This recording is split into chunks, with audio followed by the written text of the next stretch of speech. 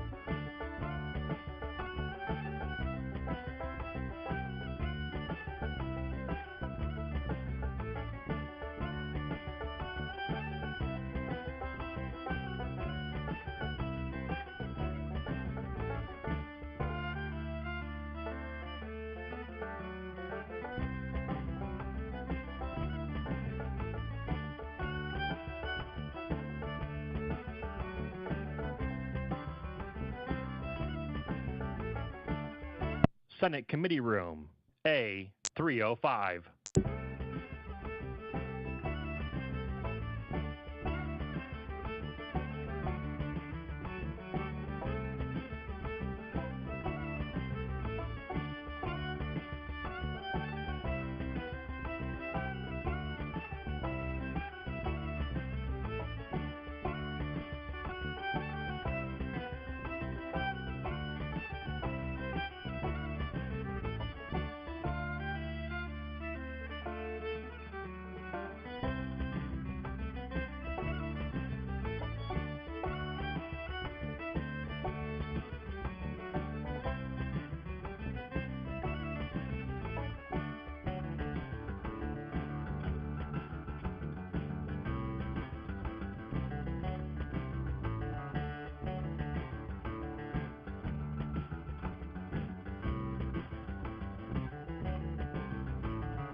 Did you know that you can watch the Senate live on YouTube?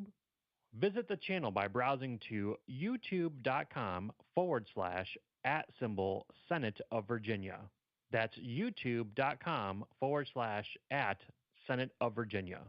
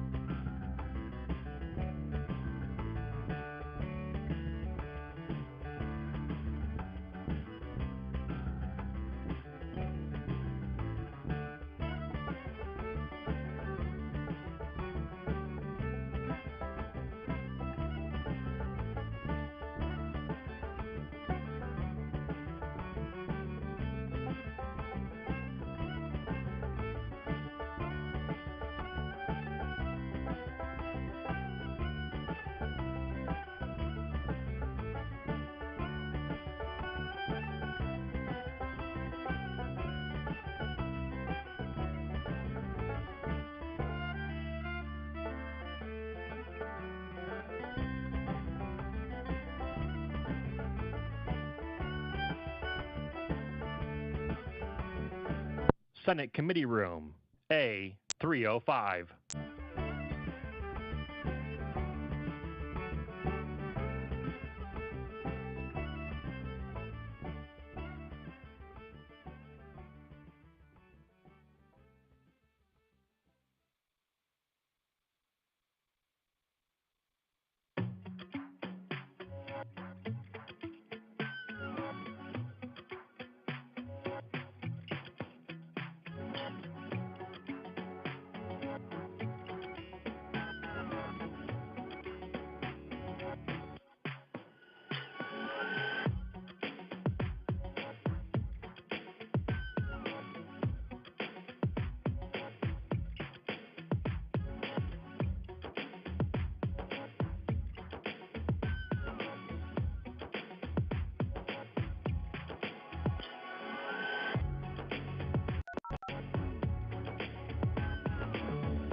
This is the Senate of Virginia, Richmond, Virginia.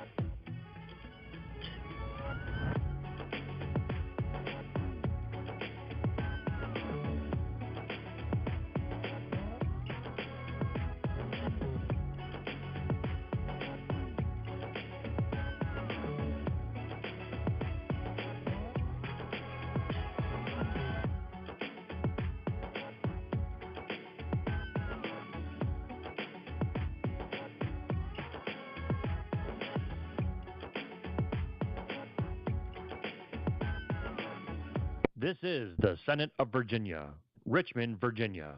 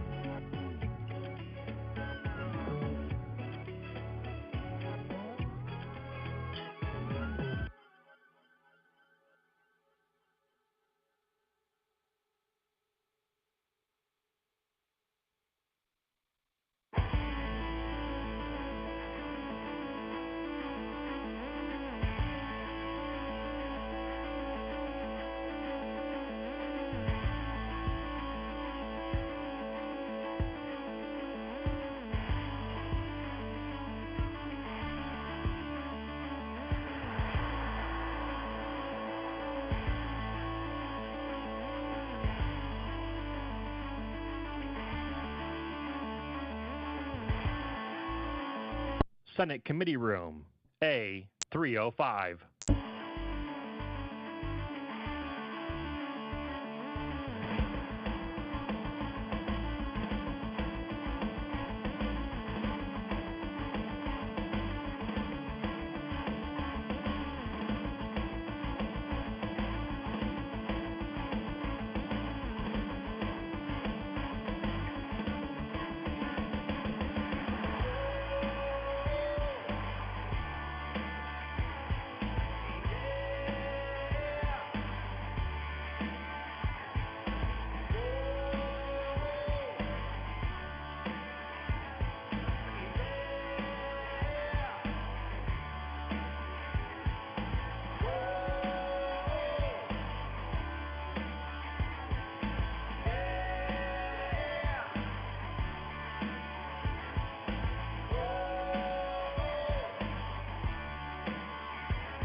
Did you know that you can watch the Senate live on YouTube? Visit the channel by browsing to youtube.com/@Senate of Virginia. That's youtube.com/@Senate of Virginia.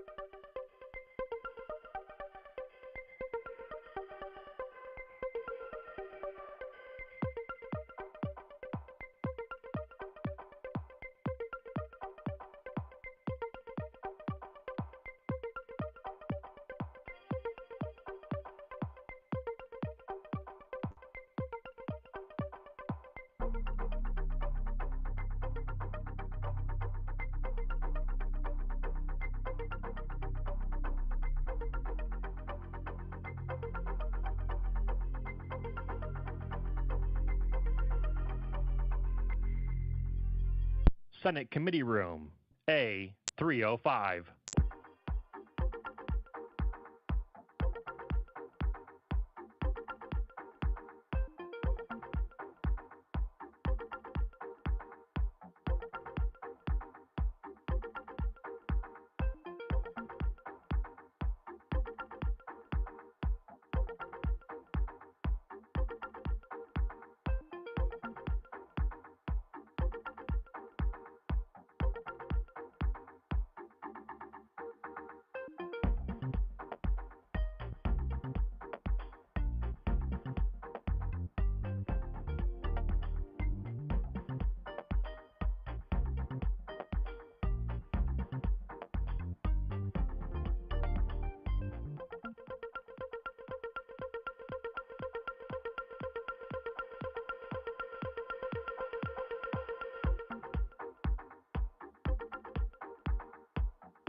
This is the Senate of Virginia, Richmond, Virginia.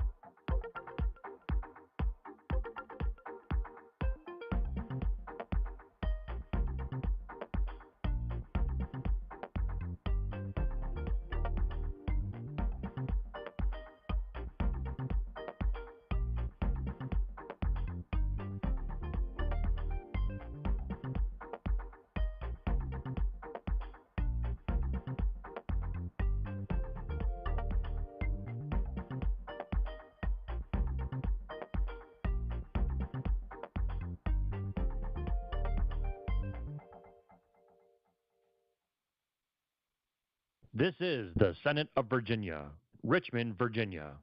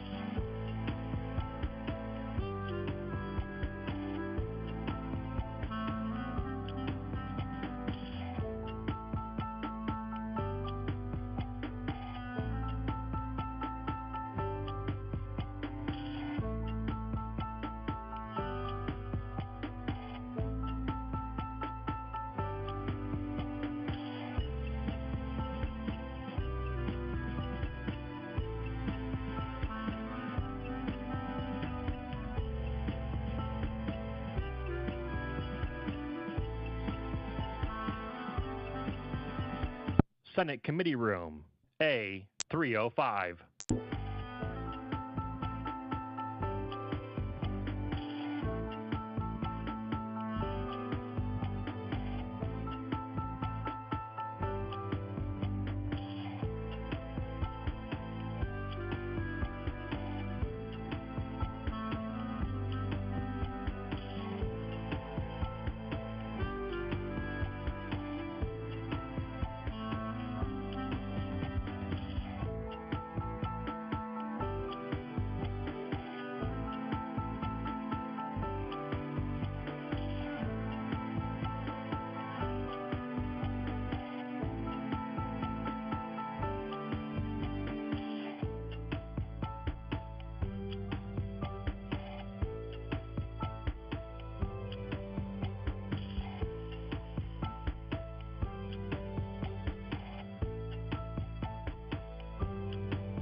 Did you know that you can watch the Senate live on YouTube?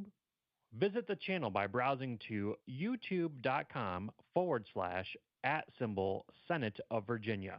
That's youtube.com/@Senate of Virginia.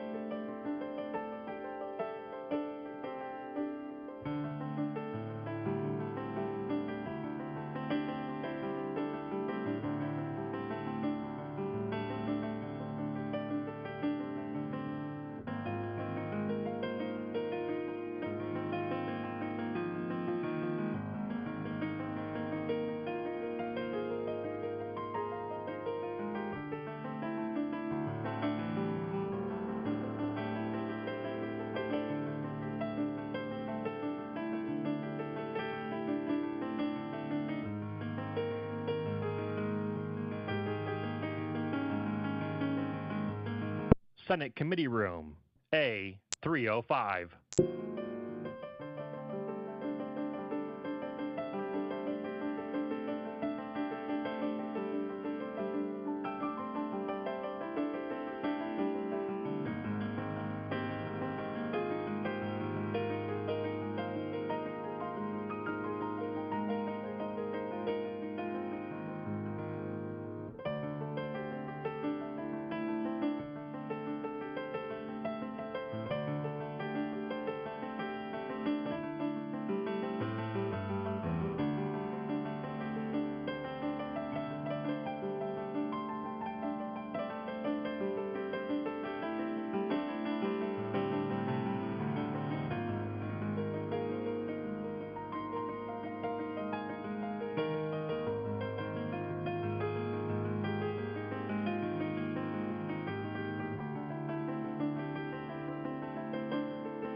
This is the Senate of Virginia, Richmond, Virginia.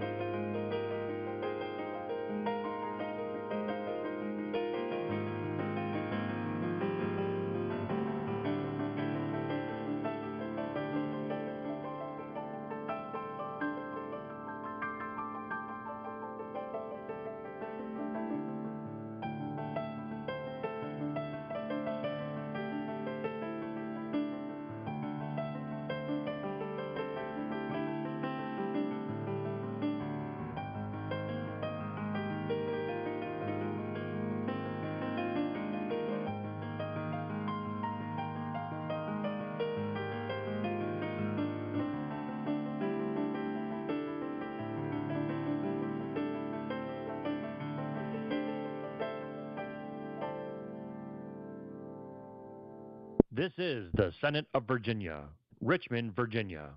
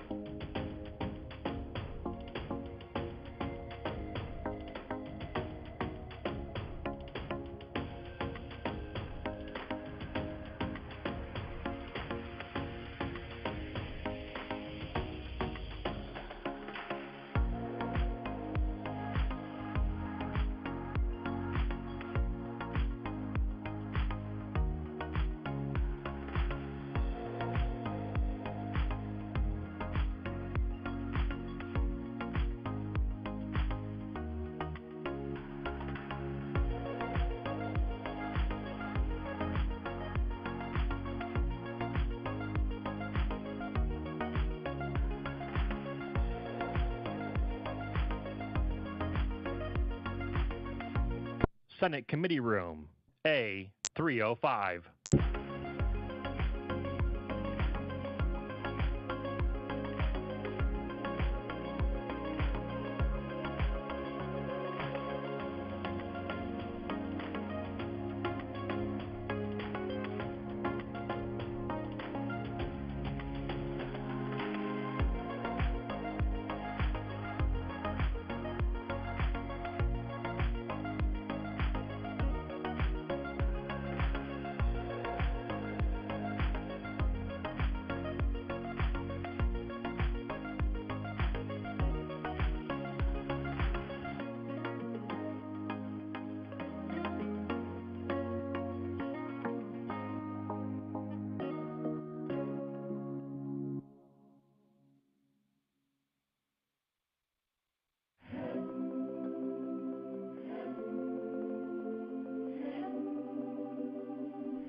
Did you know that you can watch the Senate live on YouTube? Visit the channel by browsing to youtube.com/@Senate of Virginia. That's youtube.com/@Senate of Virginia.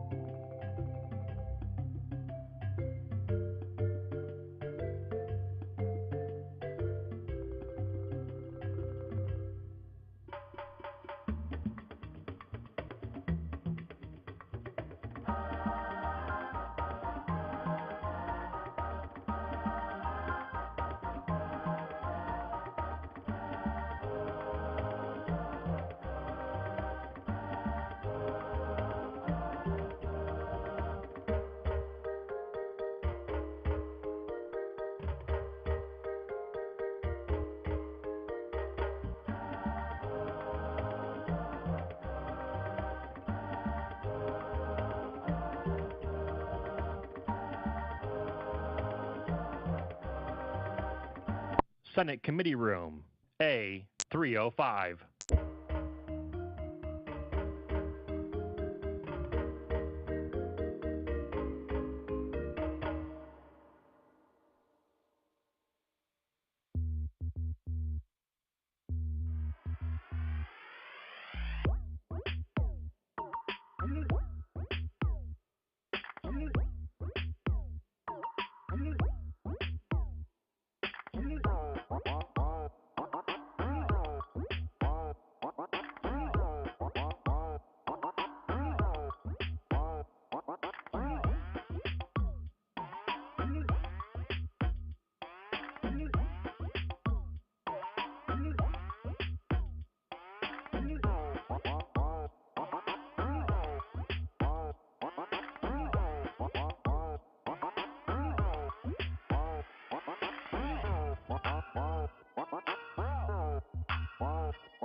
This is the Senate of Virginia, Richmond, Virginia.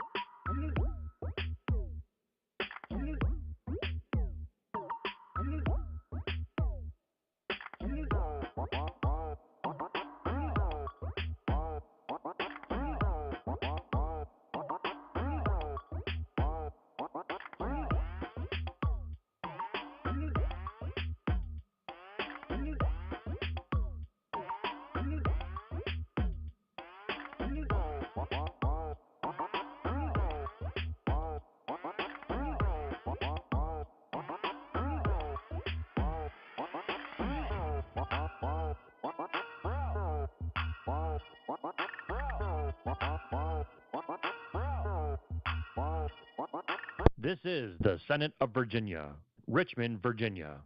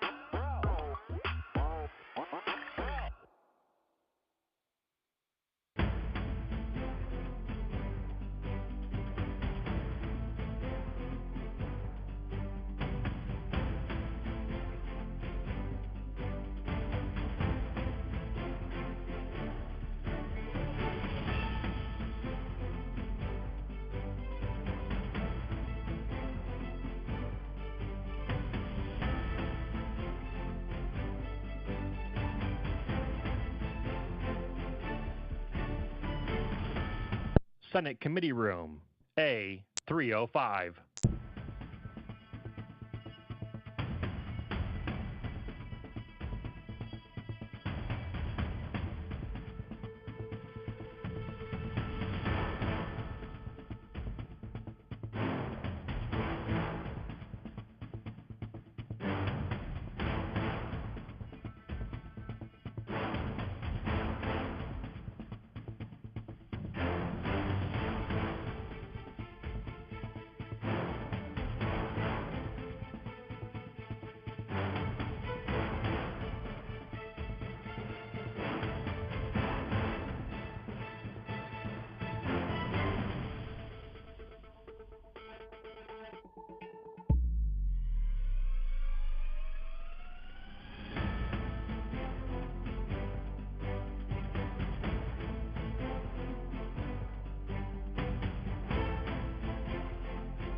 Did you know that you can watch the Senate live on YouTube?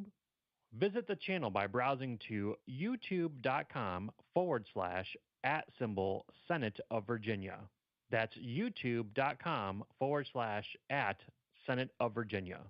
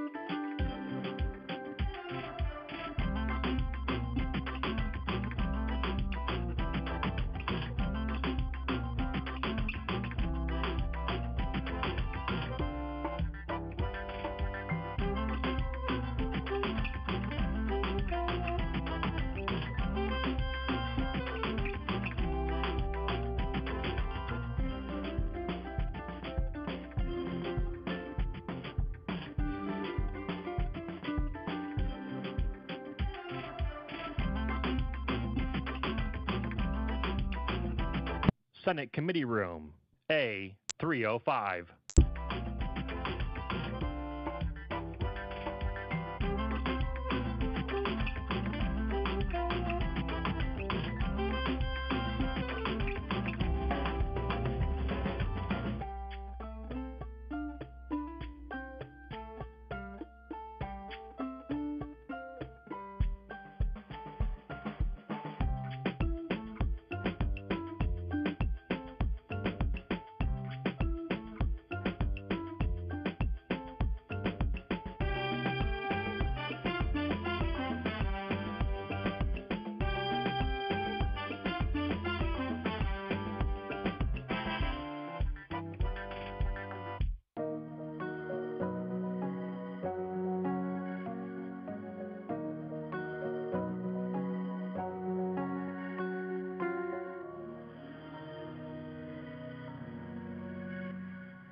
This is the Senate of Virginia, Richmond, Virginia.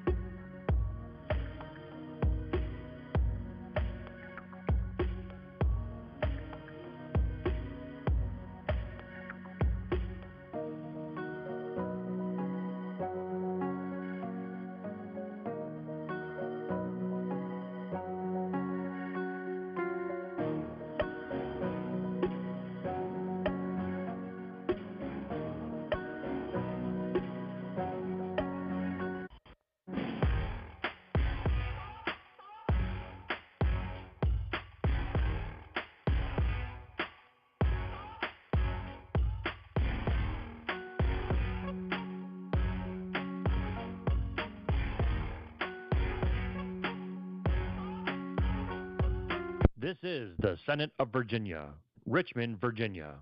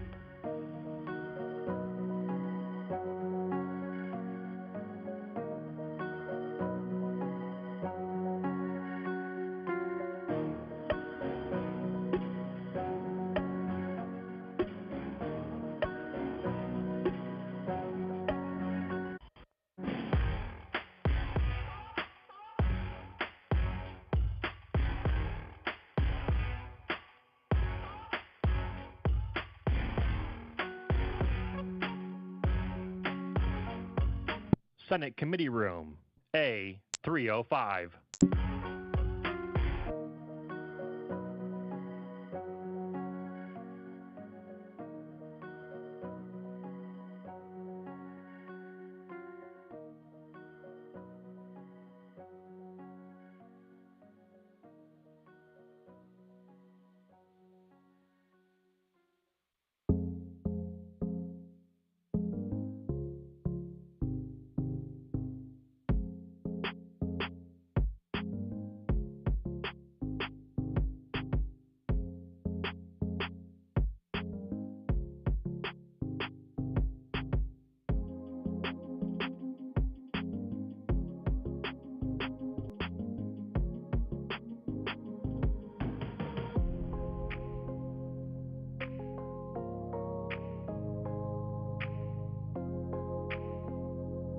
Did you know that you can watch the Senate live on YouTube?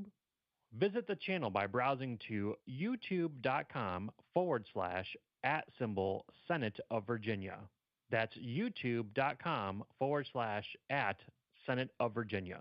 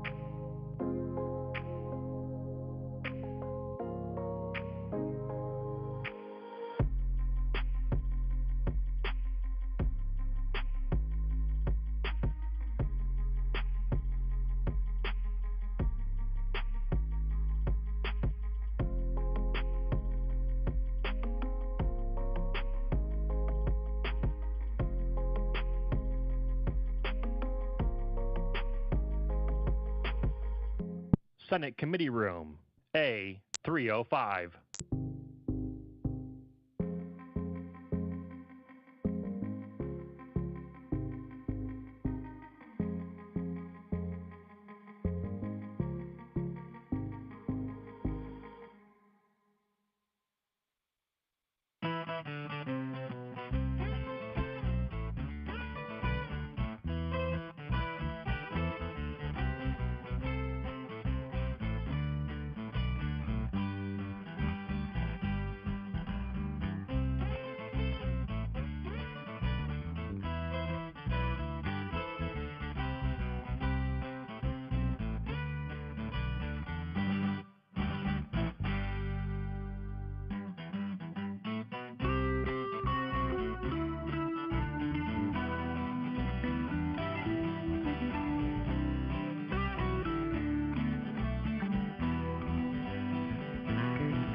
This is the Senate of Virginia, Richmond, Virginia.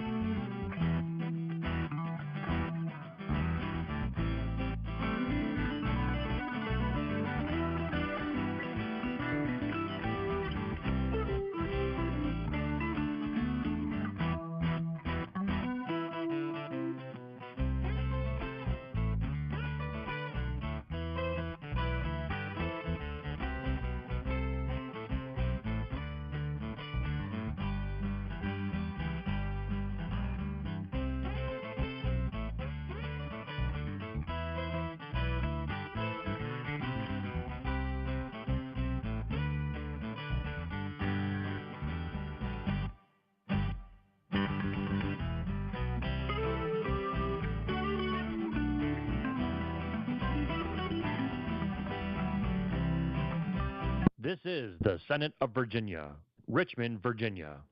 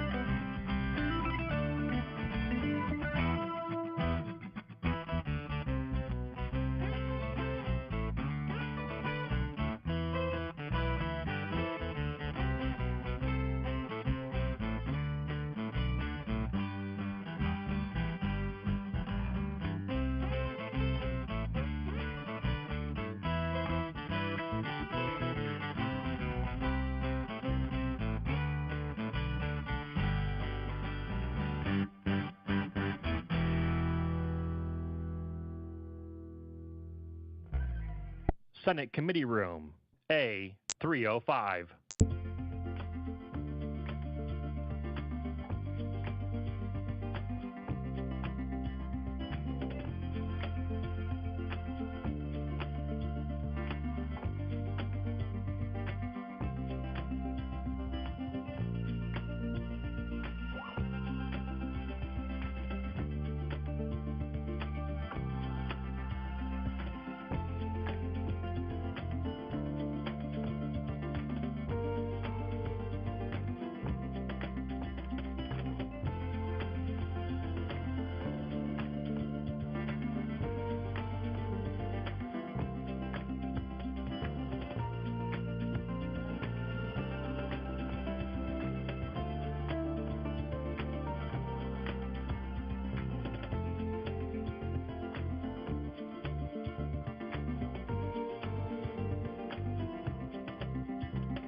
Did you know that you can watch the Senate live on YouTube?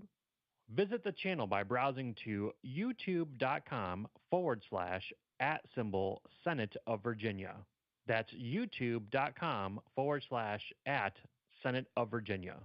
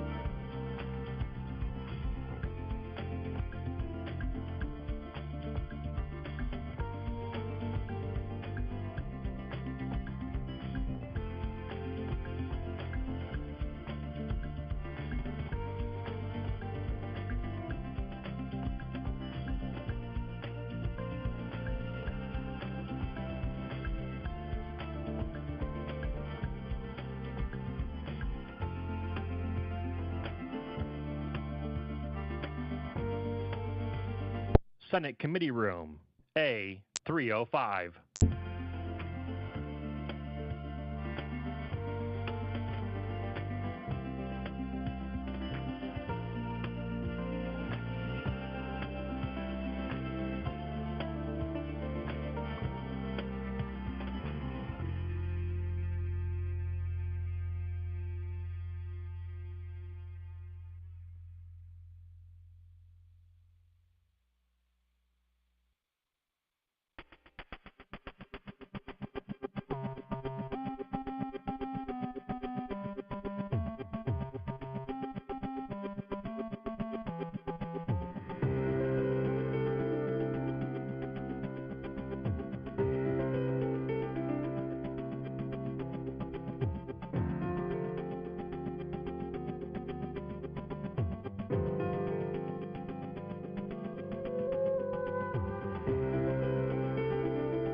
This is the Senate of Virginia, Richmond, Virginia.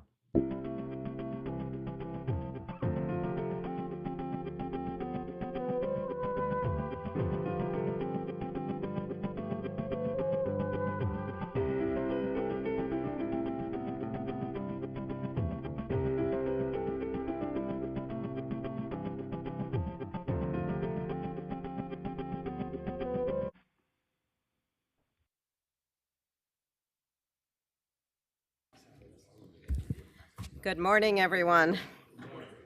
Thank you for joining us. This is the final meeting of the Senate Education and Health Committee, and we need to get started, even though not all of our committee members are here. They're on their way, but we need to get started. We have a delightful 130 House bills on the docket for today. Yay!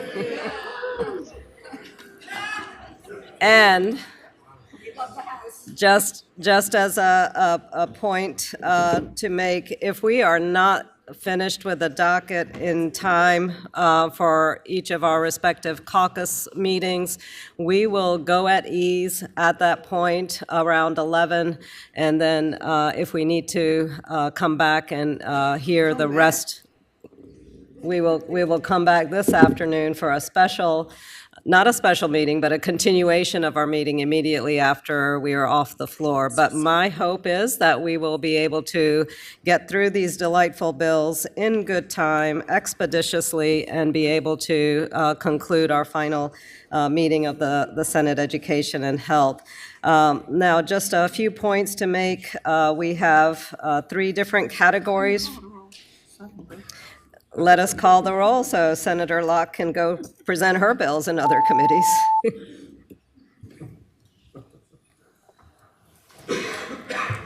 Madam Chair, you have a quorum.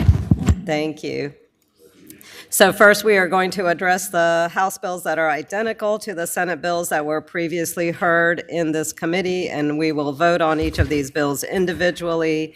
And next, each of our subcommittee chairs will give a report on the bills that were heard in their respective subcommittees this week and which are now before this committee for consideration. Members of the committee, at each of your seats, you're going to see packets containing any substitutes or amendments that were adopted by each subcommittee. Many of these are House bills that had similar Senate cognates for those bills. The majority of the substitutes or amendments that were adopted in subcommittee and contained in the packets make the House bill identical to the Senate bill. Each subcommittee has also heard House bills that had no Senate cognate. Any amendments or substitutes adopted by the subcommittee for any of these that are unique are also available. And we do have a few amendments that will be offered on a few bills throughout this meeting as well. Every bill that went through a subcommittee had the opportunity for public testimony. We will not be taking any additional testimony for the bills today. We will only hear from the patrons on bills if it is necessary. So if your bill received a unanimous positive recommendation from a subcommittee, it is likely that you will see a successful bill. I can't guarantee that to you, however, but your attendance is not absolutely required. We will, however, make sure we contact any patron if their bill hits a roadblock. So you will have the opportunity to speak to your bill if any issues or concerns arise. Now, we will go in this order with our subcommittee reports. We will hear from health, then health professions, higher ed, and then public ed, which had 2 meetings, subcommittee meetings, and 2 reports to present in that regard. But first, we will go through the bills that are identical and get those out as quickly as we can. So the first bill, committee members, that's in front of you, is HB 1635, and I'm going to ask Julia to take us through all the bills that are identical and help us get these out the door.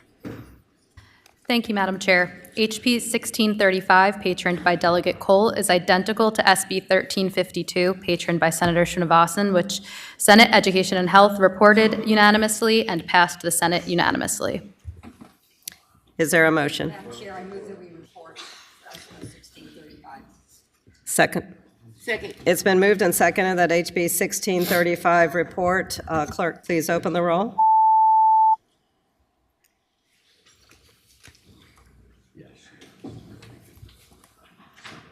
Ayes 13, no 0. HB 1635 reports. Julia? Madam Chair, next is HB 1646, patroned by Delegate Hayes. This is identical to SB 1015, patroned by Senator Van Valkenburg, which reported out of Senate Education and Health and passed the Senate unanimously. Madam Chair, I move that we report House Bill 1646. It's been moved and seconded that HB 1646 report. Clerk, please open the roll.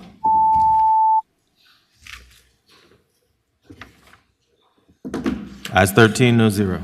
HB 1646 reports. Julia? Madam Chair, HB 1861, patroned by Delegate Price, is identical to SB 1438, patroned by Senator Durant. It was reported by Senate Education and Health and passed the Senate unanimously. Madam Chair, I move that we report House Bill 1861. Is there a second? Second. HB 1861, clerk, please open the roll.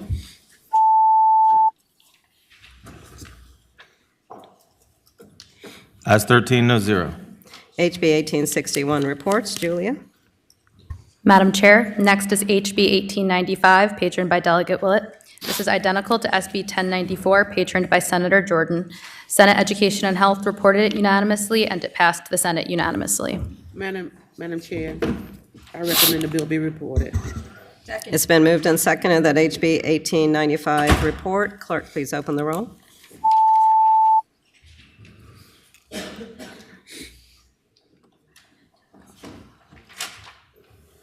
Lucas, you got something a lot. Ayes 13, no zero. HB 1895 reports. Julia? Madam Chair, next is HB 1898, also patroned by Delegate Willett. This is identical to SB 1081, patroned by Senator Hashmi. Senate Education and Health reported SB 1081 unanimously, and it passed the Senate unanimously. Second. It's been moved and seconded that HB 1898 report. Clerk, please open the roll. Mamie? Ayes 13, no zero. Thank you. HB 1898 reports. Julia? Madam Chair, HB 1937, patroned by Delegate Hope, is identical to SB 1439, patroned by Senator Durant. Senate Education and Health reported it 11-4, and it passed the Senate unanimously. Madam Chair, I move that we report House Bill 1937. It's been moved and seconded that HB 1937 report. Clerk, please open the roll.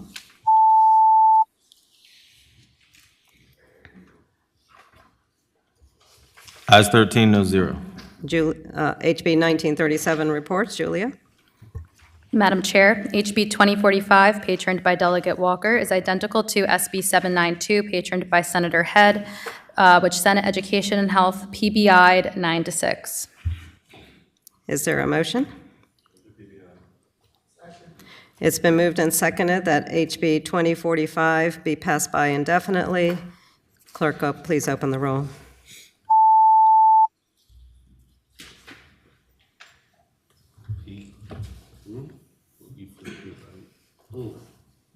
Want me to read it?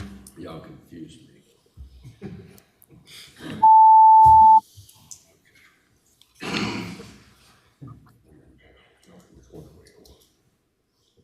We are on HB 2045. The motion is to pass by indefinitely. Did I not? Sorry. Ayes 7, no 6. HB 2045 is passed by indefinitely. Julia? Madam Chair, next is HB 2082, patroned by Delegate Hope. This is identical to SB 1237, patroned by Senator Boysko. This was reported by Senate Education and Health and passed the Senate unanimously. Madam Chair, I move that we report House Bill 2082. Is there a second? It's been moved and seconded that HB 2082 report. Clerk, please open the roll. Ayes 13, no zero. HB 2082 reports. Julia? Madam Chair, HB 2119, patroned by Delegate Walker, is identical to SB 1203, patroned by Senator Head. Senate Education and Health reported it 15-0, and it passed the Senate unanimously. Second. It's been moved and seconded that we report HB 2119. Clerk, please open the roll. Ayes 13, no zero. HB 2119 reports. Julia? Madam Chair, HB 2253, patroned by Delegate Boxman, is identical to SB 1383, patroned by Senator Aird. Senate Education and Health reported this 13-0 to 2. It passed the Senate unanimously. If the committee moves to report HB 2253, Senate Finance and Appropriations has also requested that it be re-referred to them. Madam Chair, I move that we report House Bill 2253 and re-refer the bill to Finance. It's been moved and seconded that HB 2253 be reported and re-referred to Finance. Clerk, please open the roll. Ayes 13, no zero. HB 2022-53 reports and is re-referred to Finance. Julia. Madam Chair, HB 2473, patroned by Delegate Sickles, is identical to SB 1367, patroned by Senator Pillion. This was reported from Senate Education and Health, Senate Finance and Appropriations, and passed the Senate unanimously. Second. Does it need to go finance? And just to clarify, this does not go to Senate Finance and Appropriations? No. Okay. It's been moved and seconded that HB 2473 report.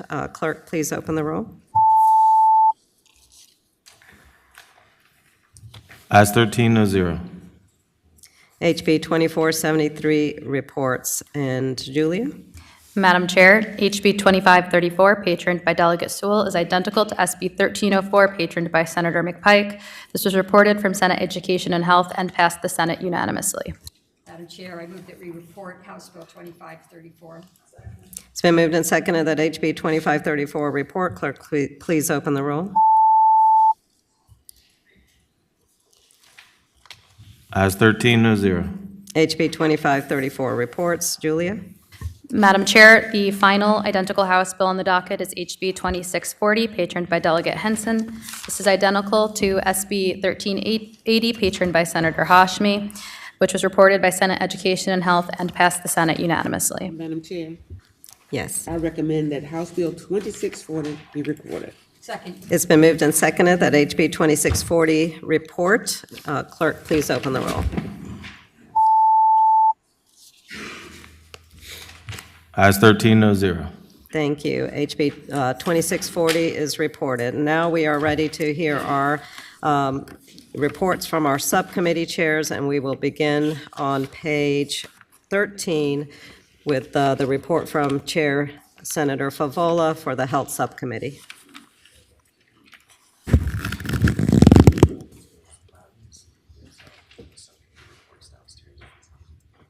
Okay. Thank you, Madam Chair. I'm now ready to present the report. First bill before the committees, House Bill 1716. The chief patron was Delegate Price. Madam Chair, this was substantially similar to your bill. It was the contraception, the right to contraception. There was one additional line that the House bill had, quote, "Nothing in this chapter shall be construed to permit or sanction the performance of any sterilization procedure without the patient's voluntary and informed consent." At your request, we reported out the bill as is. House Bill 1716, the recommendation of the committee is to report the bill, and I understand you will conform your bill. We have already conformed my bill to HB 1716. I move the committee's recommendation. It's been moved and seconded that HB 1716 report. Are there any questions or comments from our committee members? And again, for any bills, please add your name to the board if you wish to speak. Seeing no speakers, clerk, please open the roll.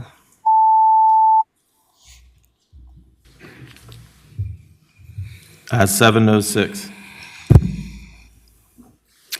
Okay, Madam Chair, next bill. Sorry, HB 1716 reports, and Senator Favola. Thank you. Next bill is House Bill 1900. The chief patron was Delegate Willett. This is substantially similar to Senate Bill 1461, except there was a requirement for the provision for payment of medical assistance for rapid whole genome sequencing for children 1 year of age or younger, while Senate Bill 1461 requires it for children 3 years of age or younger. It is the recommendation of the subcommittee, and I so move, that we conform House Bill 1900 to Senate Bill 1461. It's been moved and seconded that we report HB 1900 as substituted, conforming it to SB 1461. Are there any questions or comments from our committee members? Seeing none, clerk, please open the roll.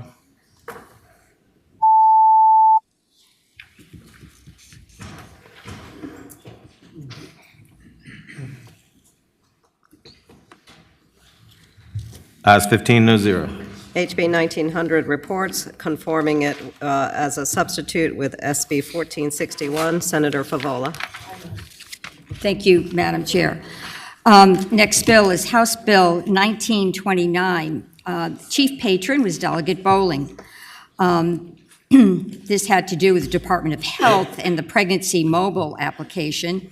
It is similar to Senate Bill 1393, Senator Williams Graves, which also incorporated additional Senate bills, Senate Bill 1457. We also had some slight technical differences. For example, House Bill 1929 shall be based on, rather than will be based on, regarding the processing of applications and how the payment will be calculated for individuals using the pregnancy mobile application. It was the will of the committee to report House Bill 1929 with the substitute and to re-refer it to finance. Madam Chair, I think there is another substitute that Julia, or amendment.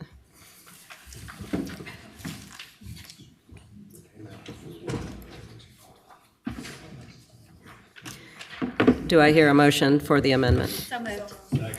It's been moved and seconded that we adopt the amendment. All in favor, please say aye. Aye.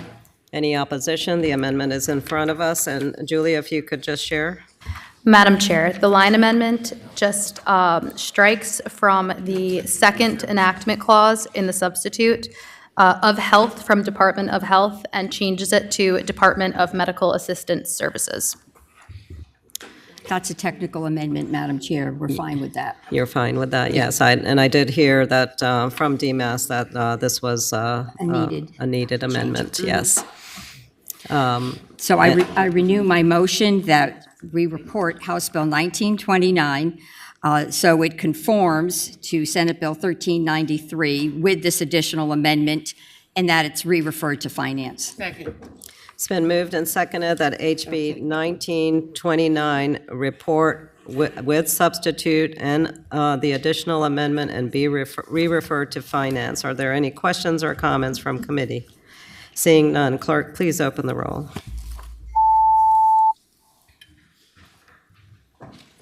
Ayes 15, no zero. Thank you. HB 1929 reports as amended and with the substitute and is re-referred to finance. Senator Favola.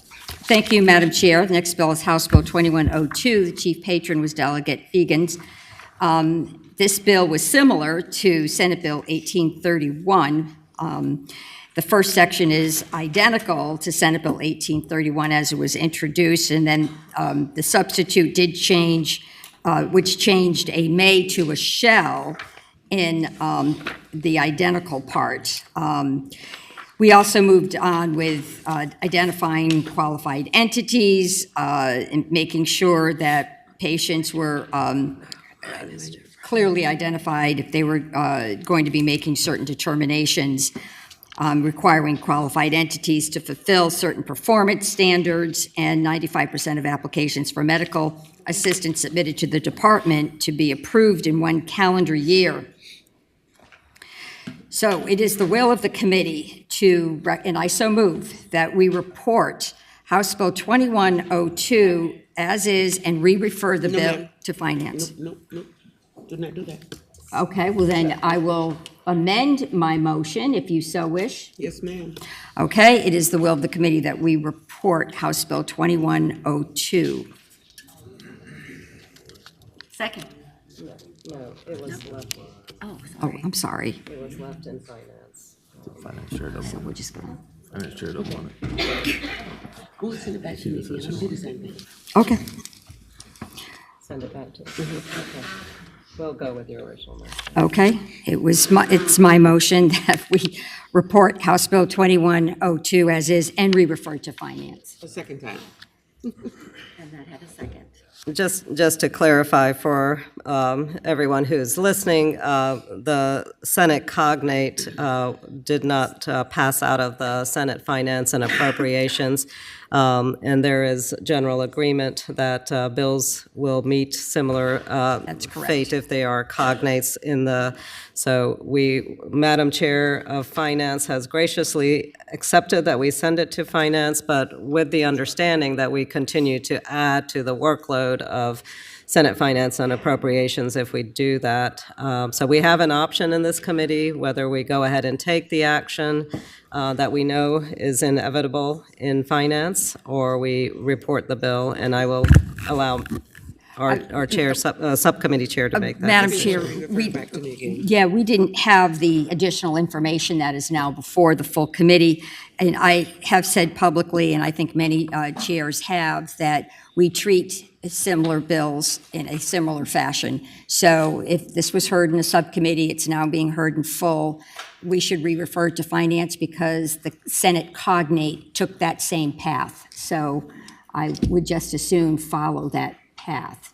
Thank So you, Madam it Chair. So we will adds go some with your original motion, which was seconded, which is to report the bill and re-refer to Finance.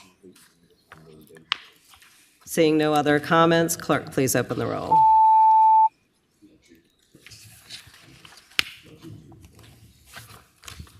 Ayes 15, no zero.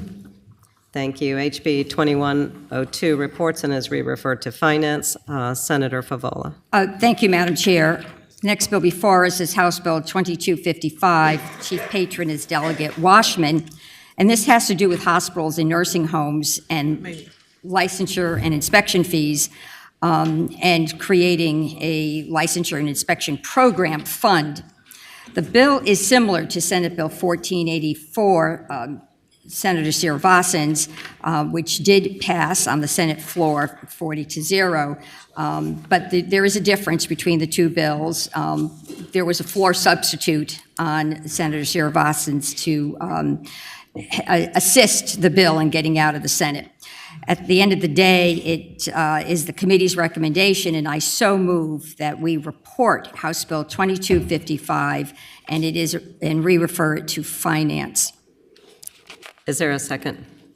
Second. It's been recommended that we report HB 2255. Are there any questions or comments? Seeing none, clerk, please open the roll.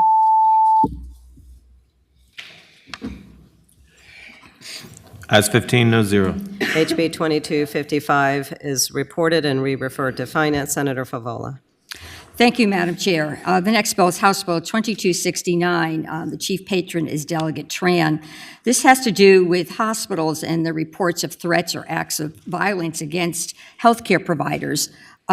This would actually create a new data system. The Department of Health would work with the hospitals to identify helpful information regarding these threats or acts of violence against healthcare workers. The information would be used to guide policies in the future.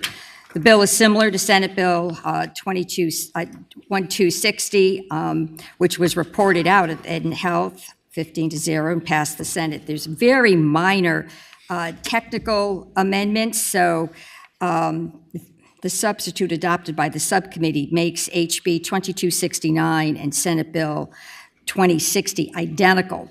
So we recommend reporting House Bill, and I so move, that we report House Bill 2269 with the amendments. It's been moved and seconded that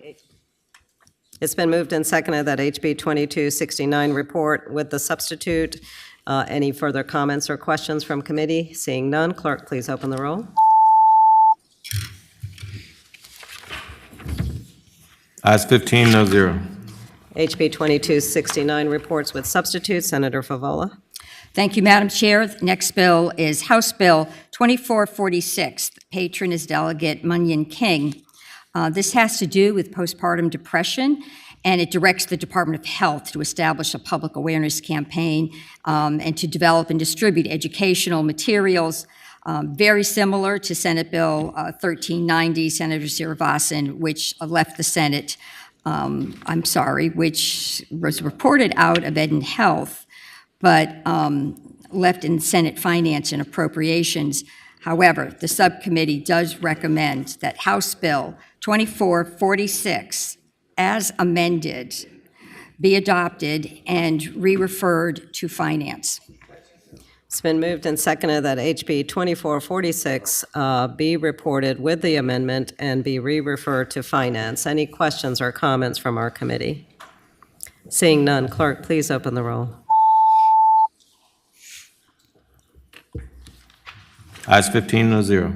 HB 2446 reports and is re-referred to Finance. Senator Favola. Thank you, Madam Chair. The next bill is House Bill 2610. The chief patron is Delegate Carlson. This has to do with directing the Department of Medical Assistance Services, DMAS, to create a state pharmacy benefits manager program for all of the managed care and insurance companies that are carriers for our Medicaid program. This is similar to Senate Bill 875, which was Senator Rouse's bill, and that was reported out of Senate Ed and Health. It was reported out of Finance and Appropriations, and it passed the Senate 40-0. It is the recommendation of the subcommittee, and I so move that we report House Bill 2610 with a substitute, so it's conforming to Senator Rouse's bill, and that it be re-referred to Finance. It's been moved and seconded that we report with substitute conforming HB 2610 to SB 875 and re-refer to Finance. Seeing no questions or comments from committee, clerk, please open the roll.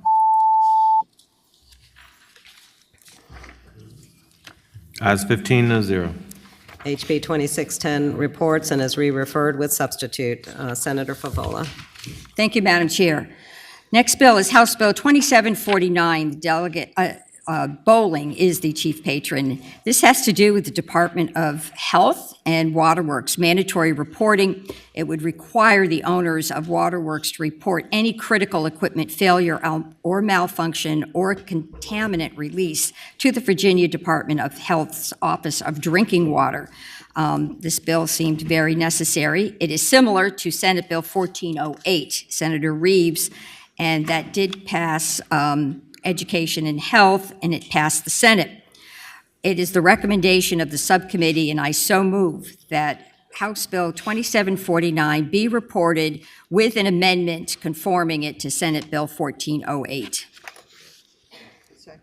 It's been moved and seconded that HB 2749 report with the substitute. Any comments or questions from committee? Seeing none, clerk, please open the roll.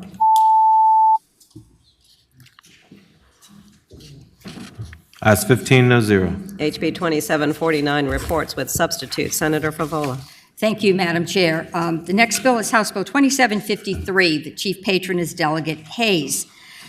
This has to do with maternal health protocols and resources for hospitals and outpatient providers if there is an emergency department or labor or delivery department in a hospital or in any freestanding healthcare facility. There should be standardized, if you will, protocols for dealing with pregnancy, obstetric hemorrhaging, all the issues that could be related to pregnancy, preeclampsia, eclampsia, et cetera, et cetera. And this bill requires the Virginia Neonatal Perinatal Collaborative to submit an annual report. It is similar to Senate Bill 1279, patroned by Senator Jordan, and that passed the Senate 40-0. It is the recommendation of the subcommittee, and I so move that we report 2753, but we conform it to Senate Bill 1279. Second. It's been moved and seconded. It's been moved and seconded that HB 2753 report as conformed to SB 1279. Seeing no questions or comments from committee, clerk, please open the roll. Ayes 15-0. HB 2753, reports with substitute. Senator Favola. Thank you, Madam Chair. We're now on a new section. This would be House bills with Senate cognates. Without Senate comment. Without Senate cognates, correct. I can only pray. Let's go to House Bill 1760. The chief patron is Delegate Gardner, and this has to do with infant and early childhood. The Mental Health Act directs the Department of Health, in collaboration with the Department of Behavioral Health, DBHDS actually, and the Department of Education to convene a work group to develop a plan to create and implement mental health screening and assessment tools for children in early childhood care. The committee liked this bill, and it is the committee's recommendation, and I so move that we report House Bill 1760 and re-refer the bill to Finance. It's been moved and seconded that HB 1760 report and be re-referred to Finance. Are there any questions or comments from our committee? Seeing none, clerk, please open the roll. Ayes 15-0. HB 1760 reports and is re-referred to Finance. Senator Favola. Thank you, Madam Chair. Next bill is House Bill 1782. The chief patron is Delegate Sullivan. This has to do with newborn screening requirements in the Federal Recommended Uniform Screening Panel, the evaluation and rulemaking report. It directs the Department of Health to determine whether testing for disorders included on the Federal Recommended Uniform Screening Panel recommended by the Secretary of the U.S. Department of Health and Human Services should be included in the Commonwealth's newborn screening requirements. So it does direct the Department of Health to add the screening requirements as the U.S. government deems them appropriate. They would not come back to the General Assembly. It is the recommendation of the subcommittee, and I so move that House Bill 1782 be reported and re-referred to Finance. Second. It's been moved and seconded that HB 1782 report and be re-referred to Finance. Are there any questions or comments from committee? Seeing none, clerk, please open the roll. Ayes 15-0. HB 1782 report. Senator Favola. Thank you, Madam Chair. The next bill is House Bill 1804. The chief patron is Delegate Cohen, and this has to do with DMAS and an application for medical assistance and eligibility for Medicaid works. We are directing the Department of DMAS to seek the necessary approvals from the Federal Centers for Medicare and Medicaid to amend its application for medical assistance. The intent would be to gather information to determine an applicant's eligibility for Medicaid, for the Medicaid Works program. We're trying very hard to make the Medicaid Works program more accessible and more useful to individuals. It is the will of the subcommittee, and I so move that this bill be reported and re-referred to Finance. It's been moved and seconded that HB 1804 report and be re-referred to Finance. Seeing no questions or comments from committee, clerk, please open the roll. Ayes 15-0. HB 1804 reports and is re-referred to Finance. Senator Favola. Thank you, Madam Chair. The next bill is House Bill 1902. The chief patron is Delegate Willett, and it has to do with the Board of Health and the Department of Health Professions. It's a prescription monitoring program with overdose information, directs the Board of Health to report patient-level data on patients who overdose on opioids to the Department of Health Professions. This can be used in our prescription monitoring program. It is the will of the subcommittee, and I so move that House Bill 1902 be reported. Second. It's been moved and seconded that HB 1902 report. Are there any questions or comments from committee? Seeing none, clerk, please open the roll. Ayes 15-0. HB 1902 reports. Senator Favola. Thank you, Madam Chair. The next bill is House Bill 1904. The chief patron is Delegate Willett. This bill has to do with the Department of Health coverage for nursery services and certified nurse midwives. licensed certified midwives and nurse practitioners. It's directing the department to amend its regulations on coverage for nursery services to allow certified nurse midwives and licensed certified midwives or pediatric nurse practitioners and others with certain licensed certifications from the Academy of Pediatrics to be able to provide certain services and to be on call 24 hours a day for nursery care if a physician is not available. It is the will of the subcommittee, and I so move that House Bill 1904 be reported. Second. It's been moved and seconded that HB 1904 be reported. Are there any questions or comments from our committee? Seeing none, clerk, please open the roll.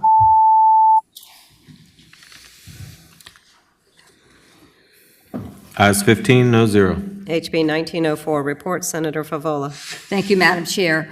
The next bill is House Bill 1918. The chief patron was Delegate Bowling. This has to do with women's menstrual health and establishing provision of education and training and information. The bill directs the department to provide training on menstrual health and menstrual health screening and other issues that may be related to menstrual health overall. It was the will of the committee that this bill be reported, and I so move that the bill be reported and re-referred to Finance. It's been moved and seconded that HB 1918 report and be re-referred to Finance. Seeing no questions or comments from our committee, clerk, please open the roll. Ayes 15, no zero. HB 1918 reports and is re-referred to Finance. Senator Favola. Thank you, Madam Chair. The next bill is House Bill 1976. The chief patron was Delegate Lawfer. This bill was similar in subject matter to Senate Bill 758, Senator Locke's bill, which did report out of Education and Health, reported out of Finance, and passed the Senate 38-0.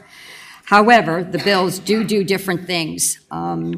Senator Locke's bill would require the provision for payment of medical assistance for remote patient monitoring services to be expanded from just high-risk pregnant persons to pregnant and postpartum persons, and eliminates the high-risk requirement.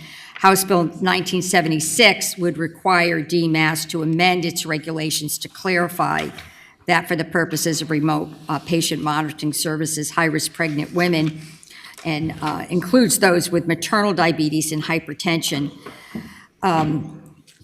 So it says because House Bill 1976 is sufficiently different from Senate Bill 758, the subcommittee did not believe they would cause any conflict. So we're going to allow, our recommendation is to allow both bills to live. And it is, I move that we report House Bill 1976. Second. It's been moved and seconded that HB 1976 report. Are there any questions or comments from committee members? Seeing none, clerk, please open the roll.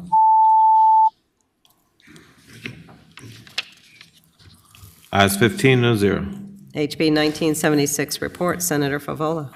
Thank you, Madam Chair. I would like to pass by House Bill 2093 for the moment till I finish the agenda, and then we could come back to it, because the patron wants to. And the patron is here. Oh, is the patron here? Would you The like to patron do it is- now? Yeah, why Okay. don't we do it now?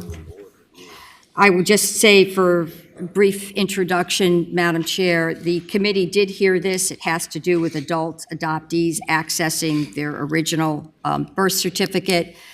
At the time the committee met, we didn't have complete information on how the contact form actually worked. There are several categories on the contact form, and it is unclear if one of those categories really would protect the identity of the biological parents, if that was the choice. And that seemed to be the crux of the conversation among committee members, was having that option. Delegate Walker is here to make a presentation, and I believe there's some amendments to the bill, if it is your wish to call him forward.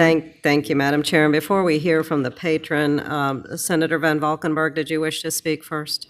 Yeah, and I'm not meaning to do any harm to the bill or anything, but we had a pretty robust conversation in rehab on this bill last year, so I guess I'm wondering why it's not there and if we should re-refer it, because there's 15 members that actually have a kind of in-depth conversation from last year. I'm sorry, Madam Chair, but if not, it's okay. That's just the question.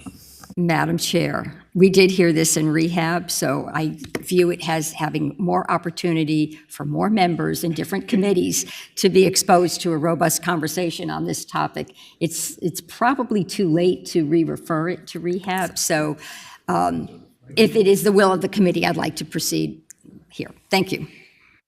Thank you. And just to clarify, too, before we hear from the patron, an amendment in your subcommittee was added on, and the amendment, I think, was offered by Senator Suderline. Senator Suderline, would you like to speak to the amendment that you added to HB 2093? Sure, Madam Chair. So the amendment that was agreed to in committee, which I appreciate council helping us with, the goal of that is to make sure that the way the bill would work after the amendment is mothers that have the baby and want to be contacted in the future, they select that option and their contact information's there. 2, the people that want to be contacted through an intermediary provide an intermediary to be contacted. 3, the people that are okay with their name being out there but don't want being contacted are there. And then 4, the mothers that do not want their identity out there, that is that. So my amendment added that 4th option, which I think, based on conversations with some folks in the House, they thought the 3rd option previously would provide that anonymity, but rather it was simply not going to give out their contact information. So as this passed the House, every adoption would become an open adoption at 21, regardless of what the mother previously selected when the child turned 21. So this seeks to prevent that from happening with the 4th option, so that the birth mothers that wish to remain anonymous could do so. And they could later change that decision, but we would make it so that we respect that decision. And that's what the amendment seeks to do. Madam. I have Senator Peak on the board, and then Senator Favola. Yeah, Madam Chair, I know that the patron disputes that amendment, and so I just would like to have the patron explain what you think the amendment does and whether you agree with it or not, if that's appropriate at this time, Madam Chair. Thank you, Senator Peak and Senator Favola. So I believe the patron has brought another amendment. So if we could distribute that amendment, and if Julia could speak to the amendment that's offered. He accepted the amendment and said we should look and see what the new amendment is first. Julia, if you could. Madam Chair, the new amendment was drafted as this meeting started, so there are not print copies. It should be available on LIS shortly online. And to additionally read it out, it amends the bill by adding, in line 65, the very last line after certificates, or the processing of contact preference forms, making the language read, the state registrar may charge a reasonable fee to cover the costs of providing access to or copies of original birth certificates, or for the processing of contact preference forms. It also adds 2 final enactment clauses. The second, providing that the state registrar shall develop a contact preference form in accordance with the provisions of this act. And the third, providing that the provisions of this act shall become effective on July 1st, 2026. So establishing a delayed effective date of 1 year. Thank you, Julia. Why don't we hear from the patron walking us through the amendment that's now being introduced, and then Senator Suderline, I see you on the board. Delegate Walker. Thank you, Madam Chair. There's been a lot of things that I've heard about this bill over the last couple of days. I just wanted to clear up some things if I could. The original birth certificate is only sealed if the adoption is finalized and amended birth certificate is requested by the adoptive parents. They are not sealed when a child is relinquished. This is very important to understand because birth parents have no choice in sealing their records when a child is relinquished. By the time an adoption is finalized, birth parents do not know whether the records remain open or closed. This means that a child who has relinquished keeps the original birth certificate while in foster care or while waiting for final order of adoption. Even upon adoption, the current law allows adoptive parents to choose to have their child remain the original birth certificate. Birth parents have no say in sealing or unsealing records. To be clear, only people whose adoptions have been finalized and a request for amended birth certificate has been made by the adoptive parents will have the original birth certificate sealed. Therefore, as assumed, promises or guaranteed to privacy from birth parents has never been made or even possible. This bill is about ensuring the Virginia-born adult adoptees have the same rights as non-adoptees. The adoptee is the only person whose rights are being denied and through a process in which they have no choice. I firmly believe that the bill prior to the amendment is a good balance between restoring the fundamental right while also maintaining respect for birth parents. The contact preference form allows birth parents the opportunity to state if they want to be contacted. Madam Chair, I've worked on this bill for 2 years under the advisement and instructions last year of the Senate here. I went back with the provisional form preference form, that could be used. So this is an option by which people do now have. We've worked with the state and the records here. Whatever minimum fee this would be would not have a fiscal impact. The time delayment to make sure that this preference form is in the right state that it needs to be, then that's the reason we're asking for the delayed enactment. When the bill was presented the other night, I had no idea that there was going to be an amendment. At that time, I agreed to it, not realizing the impact that it was going to have, and so therefore I'm back before you today, and hopefully we can find some peace here. Thank you, Delegate Walker. I see Senator Suderline, you wish to speak? Thank you, Madam Chair. So last year when we had this discussion, it was not about contact information, and it's not about simply getting a document. The interest in this is getting the name of the birth mother. And under the bill, as it came out of the House, that information would be there. And they would say they don't want to be contacted. And there is exactly right, Senator Favola. There is no guarantee they would not be contacted.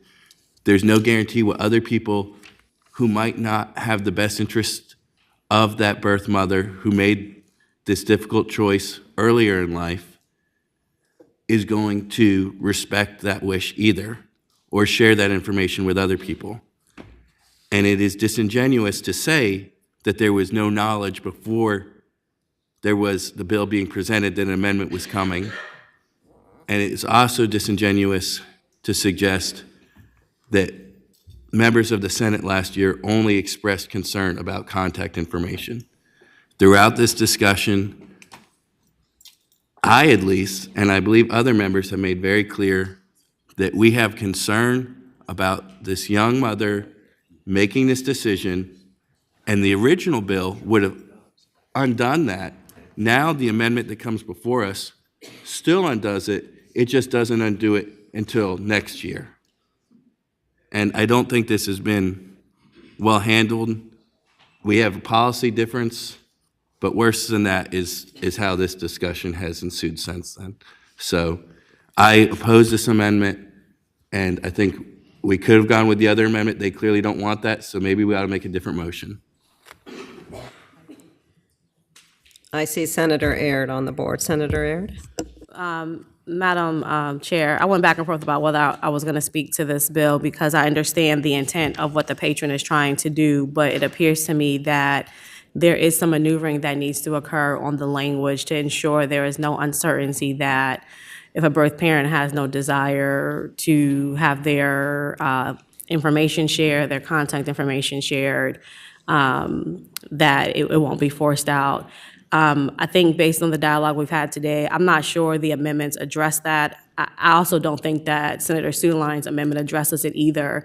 And so unfortunately, I really think we're in a position where the bill needs some additional work and there needs to be some additional language crafted, and I'm just not sure we can successfully do that at this point.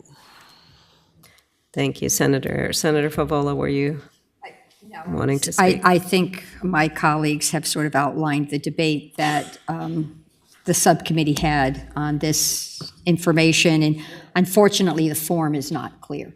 So when the subcommittee acted, I think we believed that perhaps the form, when it said the birth parent wishes not to be contacted, we realized, based on Senator Suetterlein's amendment, that there was no guarantee that that would be honored. So that's why Senator Suetterlein's amendment came forward. This is a policy question on whether or not we should guarantee the privacy of the biological parent.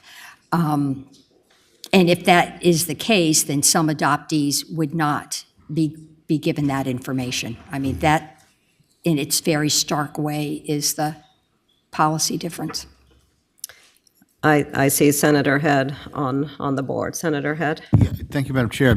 I'm wanting to get some clarification because there's some things that the patron said that I want to make sure that I understand correctly, and if it confuses me a little bit. But did I understand when you made your testimony here that currently the birth certificate, which presumably would have the name and information of the birth mother on the birth certificate, is not sealed at all until the adoption is finalized? Is that what I understood?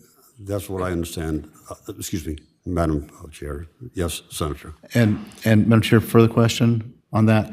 And then, as such, the decision to seal that birth certificate today, if we don't go forward with anything today, that decision does not rest with the birth mother.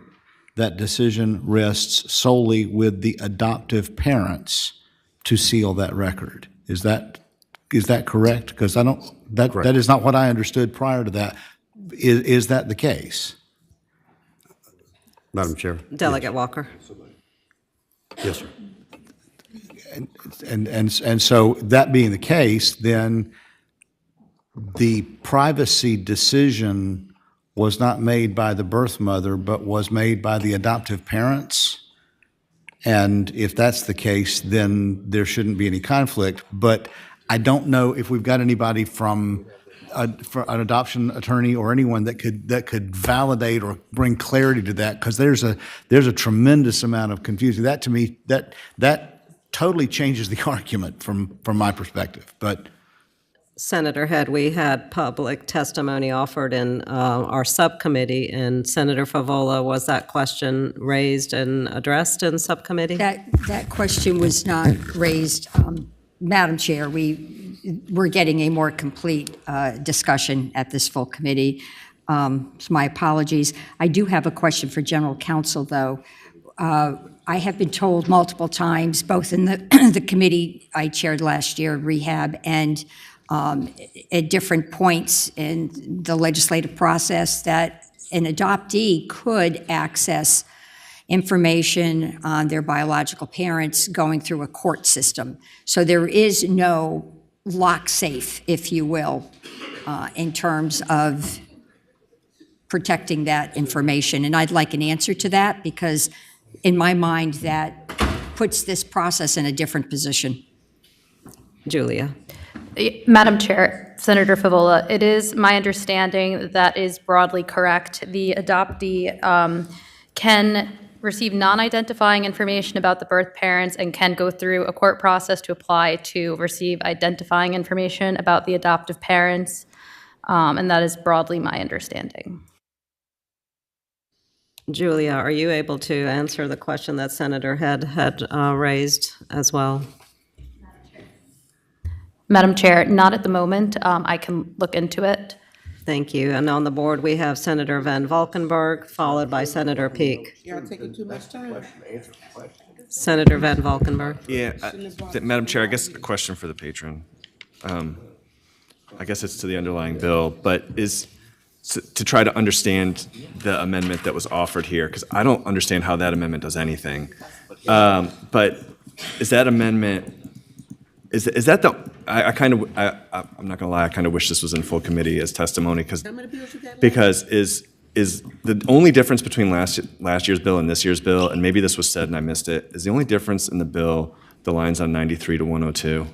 Is that the like substantive difference from last year's bill to this year's bill?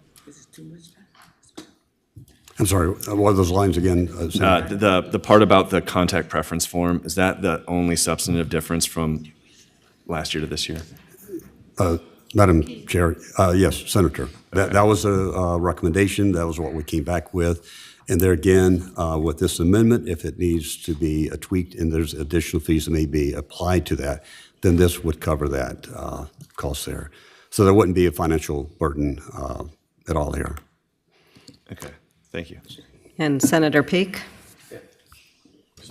Madam Chair, I think I'm repeating the same question that Senator Head had. And I don't know if anybody here knows the answer. I got to think somebody knows the answer. Under the current law, if a mother is giving a baby up for adoption, is it the mother's decision that she remains anonymous and no one knows who she is? Is that the current state of the law? I know we had an attorney here who spoke. Does anyone know if that is the current state of the law? Senator Peake, we are not taking public testimony, but if there is someone here who can raise their hand and answer whether they Is that the have state an of the answer law? to this, we will take a quick response, but just a very quick response to that question. It's yes or no.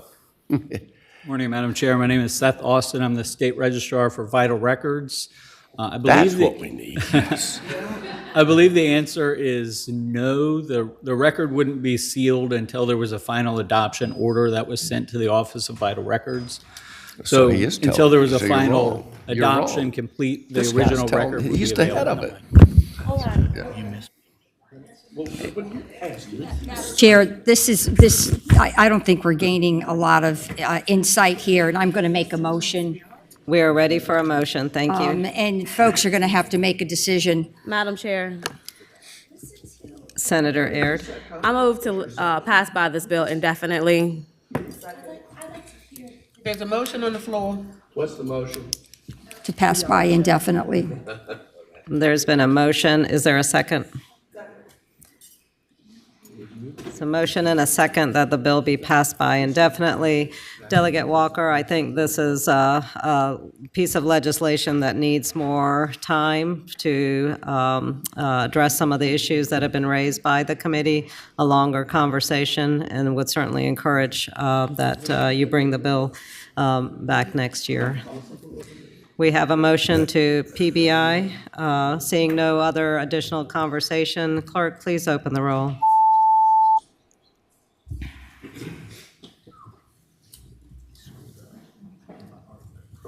Ayes 7, no 7, 1 abstention. Madam Chair, thank you, and thank you for your Thank you, patience. trying to Delegate work Walker. with this. We're going to keep working on it. Thank you, Delegate Walker. Thank you for your patience, Madam Chair. I think we will move on. How about House Bill 2109? Chief Patron was Delegate Herring, and this was the Task Force on Maternal Health Data and Quality Measures report. It directs the State Health Commissioner to reestablish the Task Force on Maternal Health Data and Quality Measures for the purpose of evaluating maternal health data collection processes to guide policies in the Commonwealth to improve maternal care, quality, and outcome for all birthing people in the Commonwealth. The amendments change the date on which the reports are required to be submitted to November 1st of each year and to accommodate the reporting date change thereafter. It is the recommendation of the subcommittee, and I so move that we report House Bill 2109 with the amendments made in the committee. Madam Chair, I recommend the House Bill 2109 be reported. Second. It's been moved and seconded that HB 2109 report. Seeing no further discussion, clerk, please open the roll with amendment.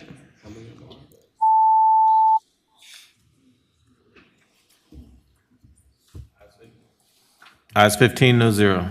HB 2109, reports with amendments. Senator Favola, Thank you, Madam Chair. House Bill 2160. your mic. My apologies. House Bill 2160, the chief patron is Delegate Carr. This bill has to do with Department of Medical Assistance. The Home and Community-Based Waiver Program would be a 1915 waiver, and it talks about direct supports for professionals, and these would be professionals that would be part of our community living and family individual support waivers program. We are looking for compensation when a support person might be needed in an acute care setting with the individual that they have cared for. It is the recommendation of the committee, and I so move, that we report this bill and we re-refer the bill to Finance. It's been moved and seconded that HB 2160 report and be re-referred to Finance. Seeing no discussion, clerk, please open the roll.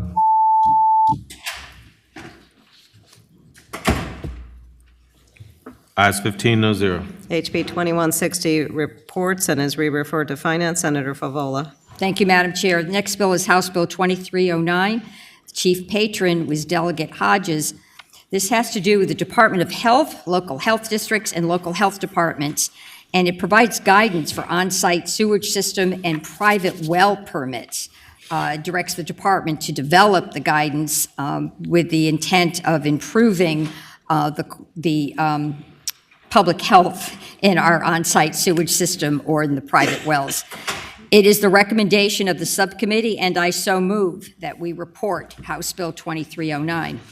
Second. It's been moved and seconded that HB 2309 report. Are there any questions or comments from committee? Seeing none, clerk, please open the roll. Ayes 15, no zero. HB 2309 reports. Senator Favola. Madam Chair, House Bill 2375, the chief patron is Delegate Sickles. This has to do with prescription drug pricing. The Transparency and Pharmacy Services Administrative Organizations requires pharmacy services administrative organizations to submit information on reimbursement rates and fees to the Nonprofit Data Services Organization that contracts with the Department of Health. It is the recommendation of the subcommittee, and I so move that we report 2375. It's been moved and seconded that HB 2375 report. Any questions or comments from committee? Seeing none, clerk, please open the roll.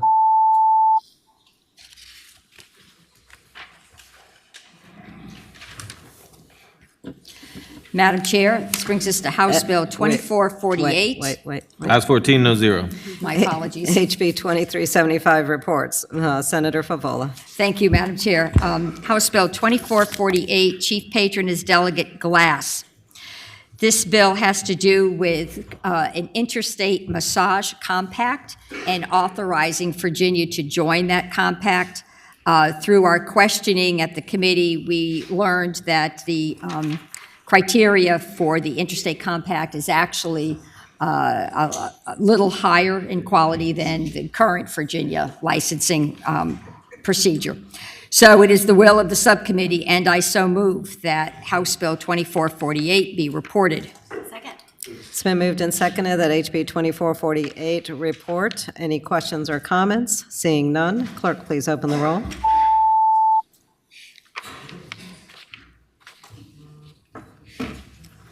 Ayes 15, no zero. HB 2448 report. Senator Favola. Thank you, Madam Chair. House Bill 2539, Delegate Munyon King. This bill has to do with Department of Medical Assistance Services and the State Plan for Medical Assistance Services and Dental Care for Pregnant Women. It directs the Department of Medical Assistance Services to amend the state plan to include a provision for payment for comprehensive dental care. It has been the practice of DMAS to cover this, but by putting this in statute, this will ensure that that coverage will remain. There was an amendment made in the committee. It changed the date on which the bill requires the report to be submitted from December 31st, 2026 to November 1st, 2026. It is the recommendation of the subcommittee, and I so move that we report House Bill 2539 with an amendment and to re-refer the bill to Finance. Thank you. It's been moved and seconded that HB 2539 be reported with the amendment and re-referred to Finance. I did have a note from DMAS that this benefit, this Medicaid dental benefit, does exist, and it is with unlimited visits. Yes. And so the amendment clarifies that. Is Yes. that my understanding? Yes, that's Okay. correct. Thank you. Seeing no further discussion, clerk, please open the roll.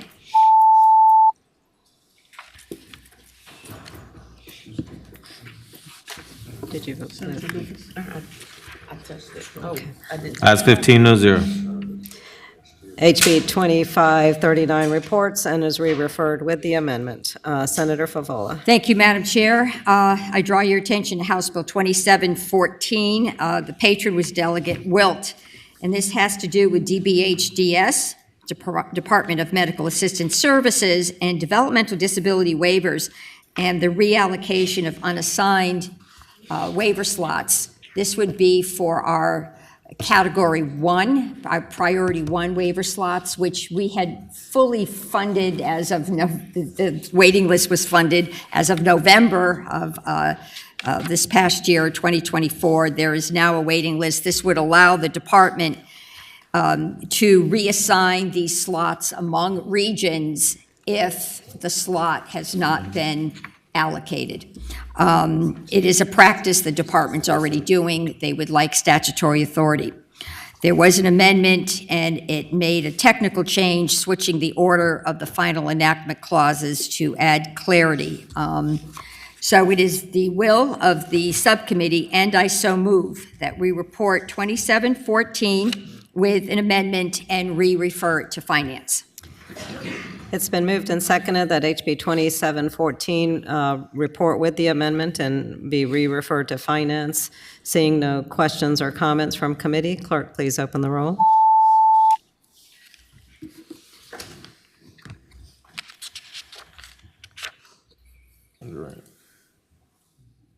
Senator Durant.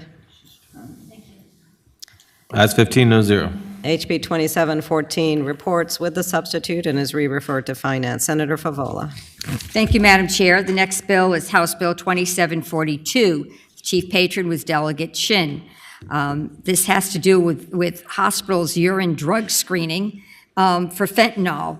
What it says is if a hospital is going to do a urine drug screening anyways, then they should also screen for fentanyl. That's the extent of the bill. This is something that will add information that healthcare providers can use, and it may save a life. So it is the recommendation of the subcommittee, and I so move that we report House Bill 2742. Second. It's been moved and seconded that HB 2742 be reported. Seeing no additional comments or questions, clerk, please open the roll.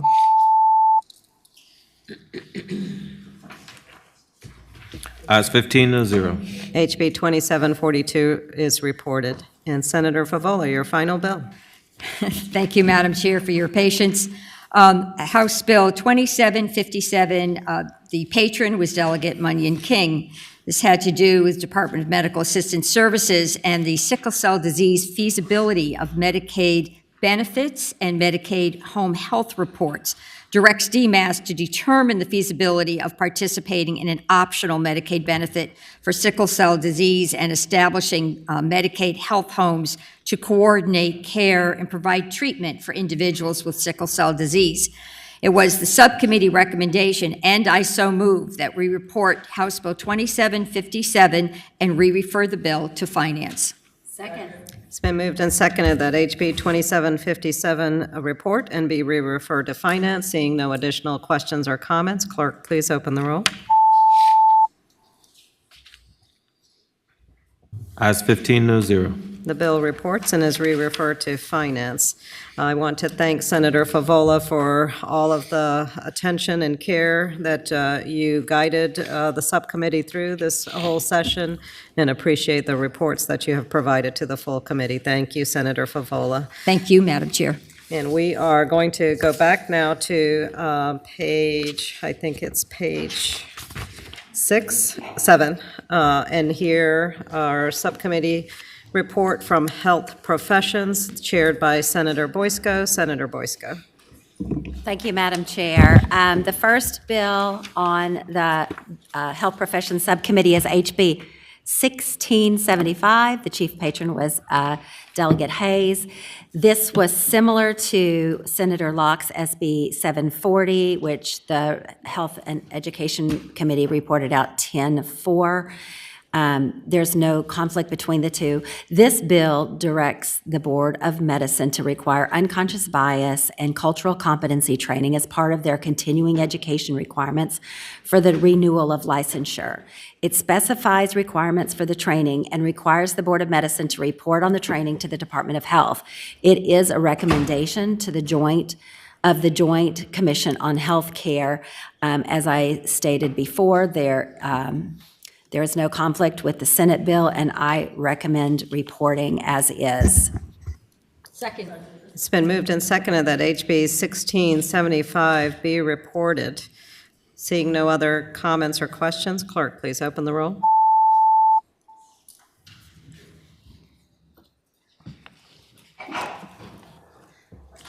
Bless you. Ayes 10, noes 4. HB 1675 reports. Senator Boysko. Thank you, Madam Chair. The rest of the bills are House bills without Senate cognates. So these are bills that we heard for the first time in the subcommittee. The HB 1584 by Delegate Waxman was reported, would specify that collaborative agreements between pharmacists and other healthcare providers may include prescribing for the modification, continuation, or discontinuation of drug therapy. It had a substitute that I guess do we need to move the substitute as a committee? Yes. I move the substitute. Second. It's been moved and seconded that we adopt this committee substitute. All in favor, please say aye. Aye. Madam Chair, the substitute adds language specifying that notwithstanding any other provision of law, the pharmacist may prescribe, modify, continue, or discontinue Schedule 2 through 6 controlled substances in accordance with the provisions of the bill, that prior to doing so, the pharmacist shall submit proof of the signed collaborative practice agreement to the board and obtain authorization for the board. And with that, I so move passage of the bill. With the substitute. With a substitute. Second. It's been moved and seconded that HB 1582 report with substitute. Are there any questions or comments? Seeing none, clerk, please open the roll. Ayes 15, no 0. HB 1582 reports with substitute. Senator Boysko. Thank you. The next bill is HB 1587, also by Delegate Waxman. It adds certain chemicals to Schedule 1 and 4 of the Drug Control Act. The Board of Pharmacy has added these substances in an expedited regulatory process. A substance added via this process is removed from the schedule after 18 months unless a general law is enacted adding the substance to the schedule, and I so move. Second. It's been moved and seconded that HB 1587 report. Seeing no questions or comments, clerk, please open the roll. Ayes 15, no 0. HB 1587 reports. Senator Boysko. HB 1636 by patroned by Delegate Hope, expands civil immunity for persons who participate in professional programs related to career fatigue and wellness for healthcare professionals, including those who participate in programs for any healthcare professionals licensed or registered by the Department of Health Professions, or students enrolled in programs that are prerequisite to licensure, registration, or certification by the Department of Health Professions. Under current law, civil immunity extends only to persons participating in programs for professional licensed, registered, or certified by the boards of dentistry, medicine, nursing, or pharmacy. Students enrolled in schools of dentistry, dental hygiene, medicine, osteopathic medicine, and nursing or pharmacy. It was recommended reporting 5 yes, 0 no's, and I so move. Second. It's been moved and seconded that HB 1636 be reported. Seeing no further questions or comments, clerk, please open the roll.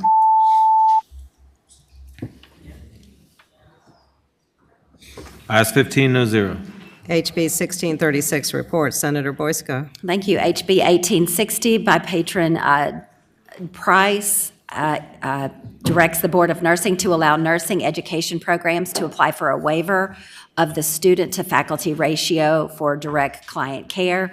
Under this bill, a waiver would permit a nursing education program to increase their ratio of students to faculty engaged in direct client care from 10 students per faculty member, but not to exceed 15. Current regulation currently permits 10 students to be providing the oversight by a faculty member without a utilization of a preceptor. It was recommended reporting 4 yes, 0 no, and I so move. Second. It's been moved and seconded that HB 1860 report. Seeing no questions or comments, clerk, please open the roll. Ayes 15, no zero. HB 1860 report, Senator Boysko. HB 1877 by Delegate Carlson modifies the barrier crime screening assessment requirements for peer recovery specialists applying for employment with the Department of Behavioral and Developmental Services, an employer licensed by the department or a community services board, to require that such specialists have completed all prison or jail term, been free of parole or probation for at least 5 years, have no pending charges in any locality, and not be under probation or parole supervision in order to be eligible for a screening assessment. Under the current law, the applicant must also have paid all fines, restitution, and court costs for any prior convictions. It was recommended reporting 4 yes, 0 no, and I so move. Second. It's been moved and seconded that HB 1877 report. Seeing no further questions or comments, clerk, please open the roll.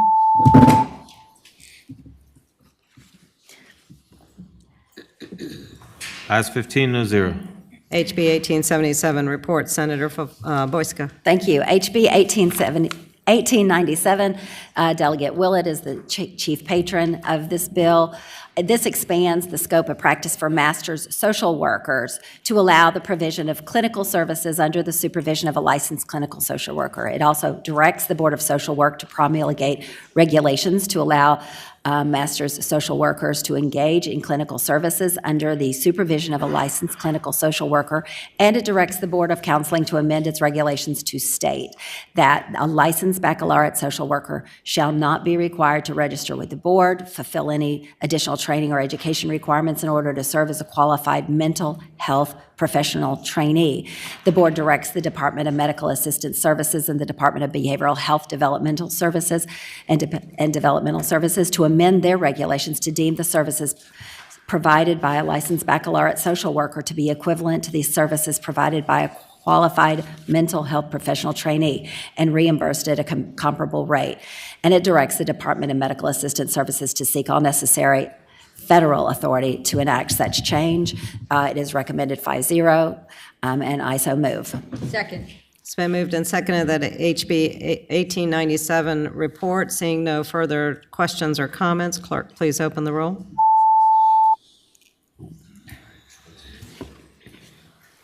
Ayes 15, no zero. HB 1897 reports. Senator Boysko. Thank you, Madam Chair. HB 2040 by Delegate Siebold, who has a substitute. First, we need to move the substitute. And move the substitute. It's been moved and seconded that we adopt the substitute. All in favor, please say aye. Aye.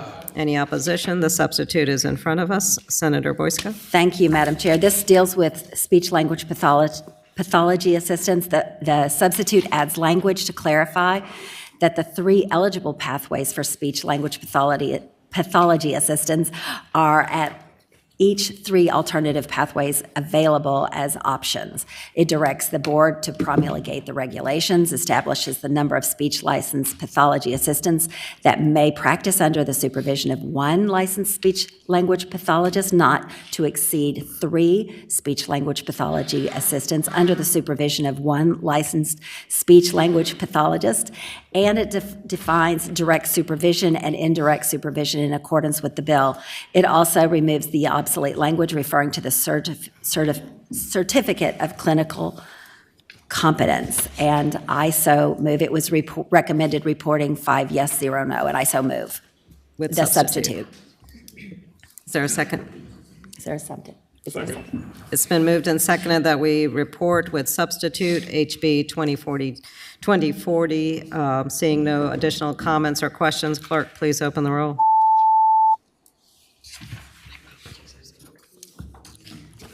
Ayes 15, no zero. HB 2040 reports with substitute, Senator Boyska. Thank you. That was a tongue twister for me. HB 2198, Delegate McQuinn is the chief patron, authorizes the State Board of Health to license prescribed pediatric extended care centers defined as non-residential health care centers that provide a link in the continuum of care for medically dependent and technologically dependent children. The bill establishes the scope of services offered by such centers and requirements for operation, management, staffing, facilities, and maintenance, and it directs the board to promulgate emergency regulations to implement the provision of the bill.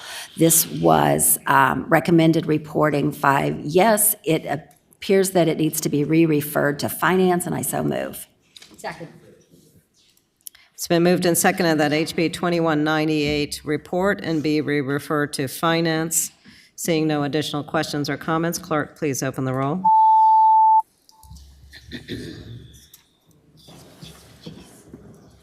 Ayes 15, no zero. HB 2198 reports and is re-referred to finance.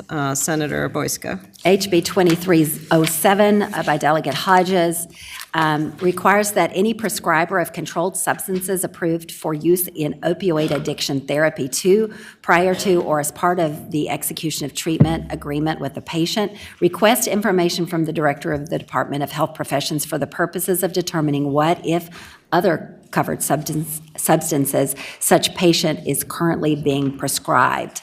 Under the current law, only prescribers who hold a special identification number from the Drug Enforcement Administration authorizing the prescribing of controlled substances are required to request such information prior to or as part of the execution of a treatment agreement with the patient. This was recommended reporting 5-0, and I so move. Second. It's been moved and seconded that HB 2307 report. Seeing no further questions or comments, clerk, please open the roll.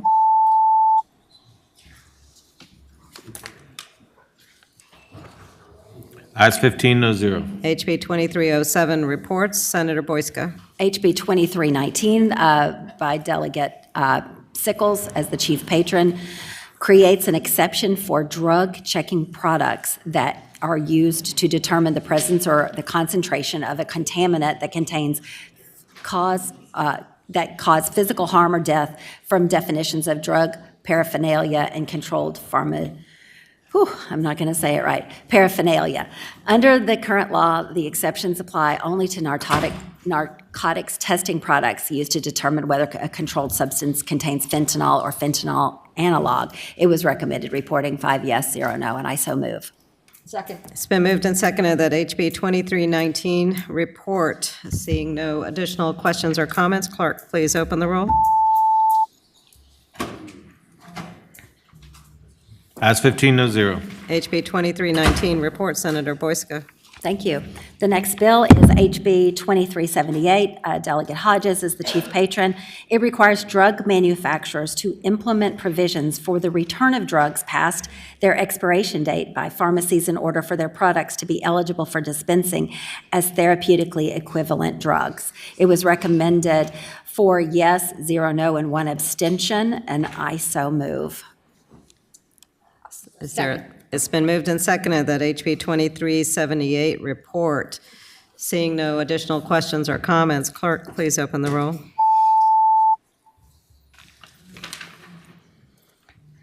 Ayes 15, no zero. HB 2378 report, Senator Boysko. Thank you. Delegate Henson brought us HB 2468.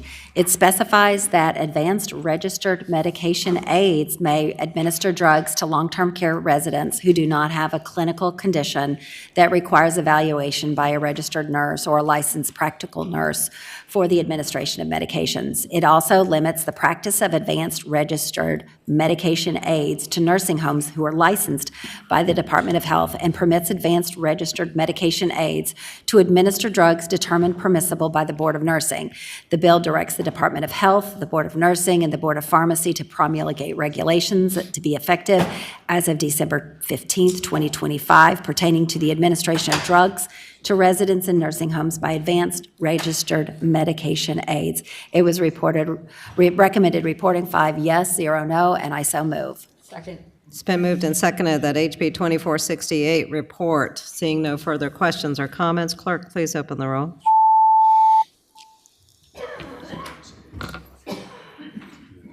Ayes 15, no zero. HB 2468 reports. Senator Boysko. Thank you, Madam Chair. HB 2489, also by Delegate Henson, directs the Department of Health Professions to conduct a study on the expansion of the scope of practice for physician assistants in the Commonwealth as a means to increase autonomy in the profession.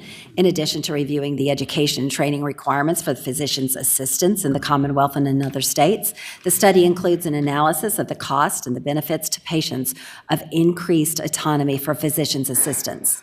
The department is directed to submit a report with its findings and recommendations to the chairs of the House Committee on Health and Human Services and the Senate Committee on Education and Health by November 1st, 2025. It was recommended reporting 5 yes, 0 no, and I so move. Second. It's been moved and seconded that HB 2489 report. Seeing no further questions or comments, clerk, please open the roll.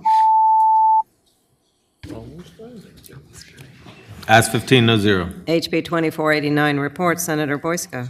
HB 2573, Delegate Leftwich is the chief patron, provides that a physician examining a boxer, a martial artist, or professional wrestler prior to such athlete entering the ring must have held a license to practice medicine for at least 3 years in any jurisdiction of the United States and be currently licensed to practice medicine in the Commonwealth.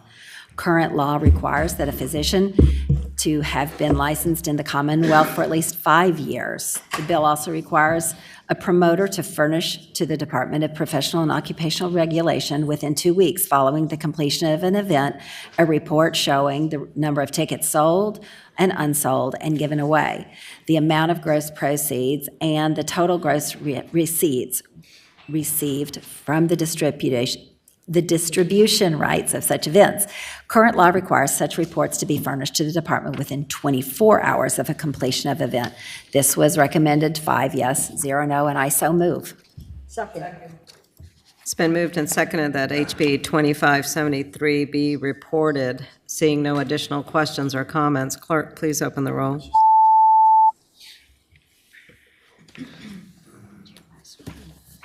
Ayes 14, no zero, 1 abstention.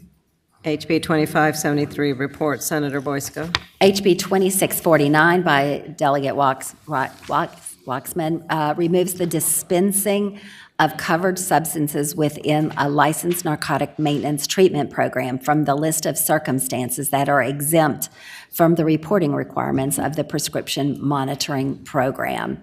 The bill specifies that any reporting of information related to the dispensing covered substance within a licensed narcotic maintenance program shall comply with applicable federal laws and regulations. It has a delayed effective date until July 1st, 2026. It was recommended 4 yes, 0 no to report, and I so move. Second. It's been moved and seconded that HB 2649 report. Seeing no additional questions or comments, clerk, please open the roll.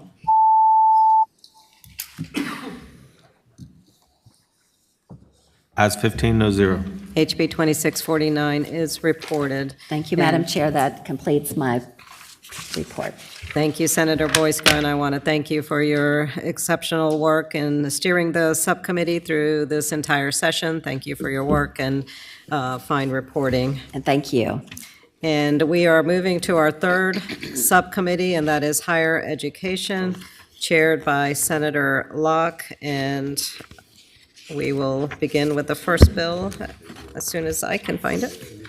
Thank you, Madam Chair. The first bill is House Bill 1595 from Delegate Fagans, and it is similar to Senate Bill 1106, which was your bill, which addresses eligibility criteria for the Virginia National Guard State Tuition Assistance Program, and which reported from this committee on a vote of 15-0, and from Senate Finance from 15-0, and passed the Senate 4-0. So the subcommittee recommended reporting this bill with a substitute, making it identical to Senate Bill 1106, and then reported this substitute on a vote of 6-0 out of the subcommittees. And I move that we report House Bill 1595 with the substitute.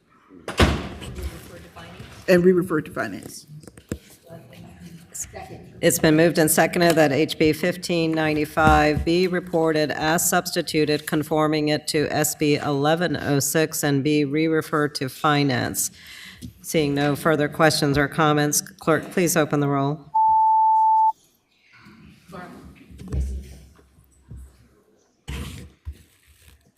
Ayes 15, no zero. HB 1595 reports as substituted and is re-referred to Finance. Senator Locke. HB 1694 from Delegate Askew was similar to Senate Bill 961 from Senator Rome, which reported from this committee and also from Senate Finance, and also passed the Senate. The difference between the two bills are primarily technical in nature, and this bill deals with the VMSTEP program on annual reporting and eligibility and usage requirements. And so the subcommittee recommended reporting with the substitute, making HB 1694 identical to Senate Bill 961. And therefore, I move that we report HB 1694 as a substitute and re-refer to Senate Finance. Second. It's been moved and seconded that HB 1694 be reported with the substitute and be re-referred to Finance. Seeing no additional questions or comments, clerk, please open the roll. Yes, ma'am. Ayes 15, no zero. HB 1694 reports with the substitute, conforming it to SB 961, and is re-referred to Finance. Senator Locke. HB 2156, I believe we have to do some unraveling here, so I'm going to ask Senator Aird to address this one. Thank you. Senator Aird. Let's see. There's a lot of patrons here. Thank you, Madam Chair. Yes, as shared, House Bill 2156 is the companion bill to my legislation that passed out. In the subcommittee, we conformed this legislation to my bill, but I was later made aware that the Senate Finance substitute that my bill was made into is not correct. So we need to reject the substitute that was adopted in the subcommittee. And that's your motion. And that's my motion. Okay, then I second. It's been moved and seconded that the subcommittee amendment be moved with the recommendation that it be rejected. All in opposition, please say no. No, I think we have to, with the recommendation that. With the recommendation that that it be agreed to. All in favor, please say aye. All in opposition, please say no. No. We got to where we needed to. No? We are rejecting the So we're substitute. rejecting the substitute. And so we're sending it to Finance as is. Okay.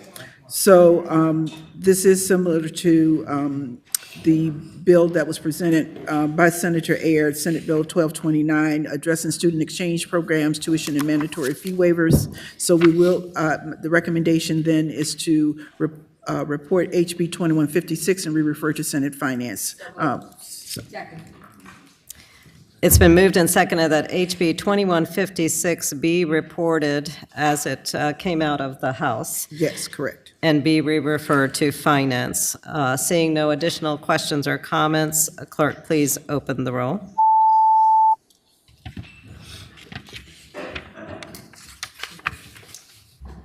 Ayes 15, no zero. HB 2156 is reported and re-referred to Finance. Senator Locke. HB 2161, also from Delegate Carr, is similar to Senate Bill 1259 from Senator Bagby, which addresses the Virginia Commonwealth University Health System Authority, addressing the Board of Directors, as well as the Chief Executive Officer's situation. And the recommendation of the subcommittee was to substitute HB 2161 and make it identical to Senate Bill 1259, and to report that as it passed out of here and out of Senate Finance and also from the Senate. I move that we report HB 2161 as a substitute. It's been moved and seconded that we report HB 2161 as conform to SB 1259. Yes, Senator Bagby. I just want some clarity, and if we can get Delegate Carr just for one quick moment. Yes, absolutely. If the patron is here, Delegate Carr? I want to make sure that we're clear. I think I made all the amendments. We put all the amendments on the floor to make.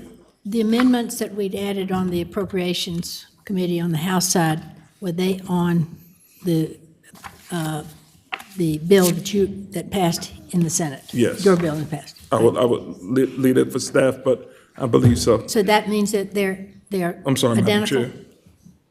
Yes, let's hear from Julia. Madam Chair, the only difference between HB 2161 and SB 1259 as they passed their respective houses of origin is that HB 2161 contains a fourth enactment clause that provides that notwithstanding the provisions of subsection A of the bill as amended, the individual who serves in the role of Chief Executive Officer of the Virginia Commonwealth University Health System Authority as of June 30th, 2025, shall continue in such role until the date on which the Board of Directors of the authority appoints such individual's successor in accordance with the provisions of the Act. Otherwise, the provisions of both bills as they pass their respective houses of origin are identical. And Madam Chair? Yes, Senator Bagby. We did not put that on my bill on the way out, correct? Madam Chair, that is correct. As Senator Bagby's bill passed the Senate, that fourth enactment clause was not on it. And then, yes, that is correct. So if we adopt the substitute, then that creates the problem. We would like to keep the House bill in the way that it was received. That it came to us. Yes, yes. Madam Chair? Senator Bagby. I thought we accepted those amendments on the floor yesterday, but we'll get that cleared up later. But yes, on the Senate floor, they amended my bill on the House side. Senator Bagby, I believe you're correct. They have amended, and you accepted the amendments that Yes, were. ma'am. Well, at any rate, this bill should be, Madam Chair, should be moved past as it is. Without substitute. Madam Chair, I misunderstood the question. Yes, on the House side, they just amended Senator Bagby's SB 1259 to include that fourth enactment clause. Yes. As it passed out of the Senate, it did not have that. Thank you, Julia. So it should be as, with a recommendation that it be rejected. Yes. Okay. Yes, that's right. Okay. Then I move that the subcommittee's recommendation that the substitute be adopted, be agreed to. With the recommendation that it be rejected. That it be rejected. All in favor of the substitute, please say aye. All opposed, please say no. No. The substitute is rejected. Senator So Locke. therefore, I move that House Bill 2161 be approved. Is there a second? It's been moved and seconded that HB 2161 be reported. Seeing no further comments or questions, clerk, please open the roll.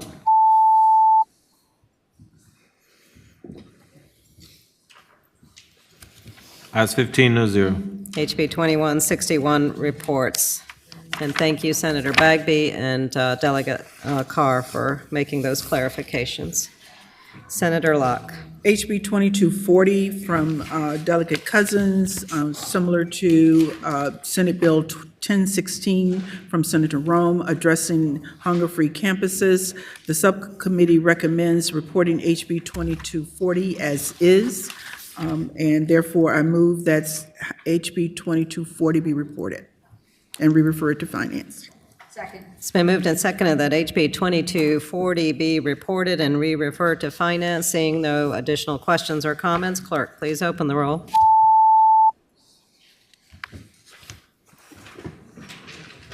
Ayes 15, no zero. HB 2240 is reported and re-referred to Finance. Senator Locke. House Bill 2548 from Delegate Rasool.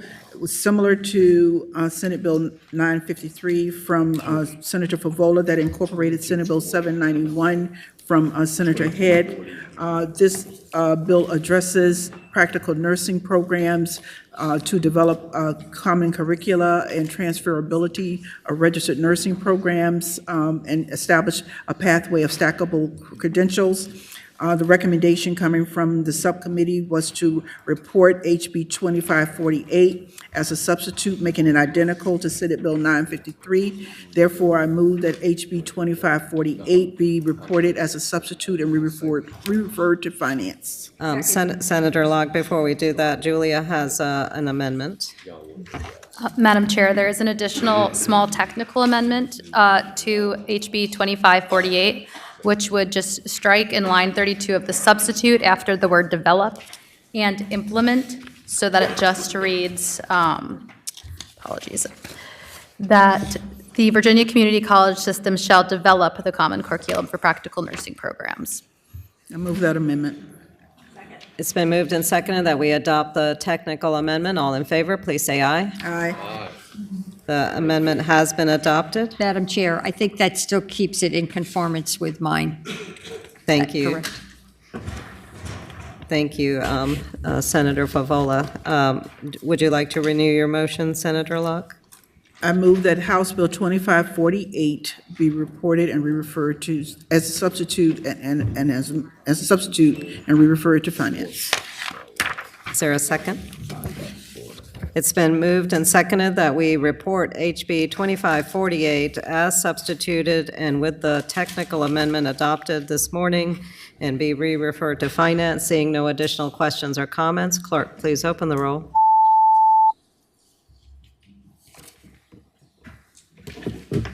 Ayes 15, no zero. HB 2548 reports as substituted and with the amendment and is re-referred to Finance. Senator Locke. HB 1621 from Delegate Lawfer addresses adding to the governing boards of institutions of higher education, non-voting members as advisory representatives, faculty and staff members.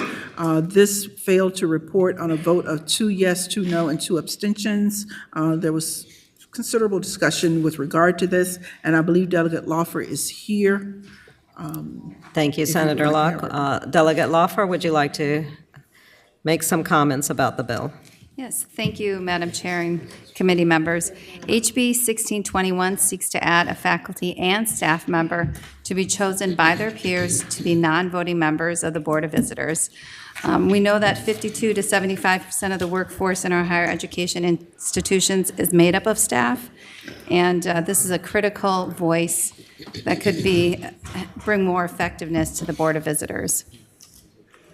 Thank you. Are there any questions for the patron? Any comments? I would like to express my support for this legislation. I think this is something that we have attempted in the past as well. This is an effort to provide a true and full representation on the Board of Visitors. Our institutions of higher learning subscribe to the idea of shared governance, and this is a critical factor of ensuring that faculty and staff voices are appropriately at the table and part of the conversation. These are non-voting members, But the critical concern here in this legislation is that faculty and staff representation will be selected by their respective bodies within each of the institutions of higher learning. So I certainly support the legislation. If there's no other questions or comments, Senator Locke, if you'll make your motion. Madam Chair, I move that HB 1621 be reported. It's been moved and seconded that HB 1621 be reported. Clerk, please open the roll.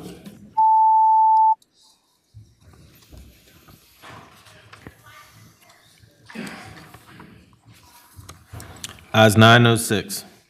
Thank you. HB 1621 reports.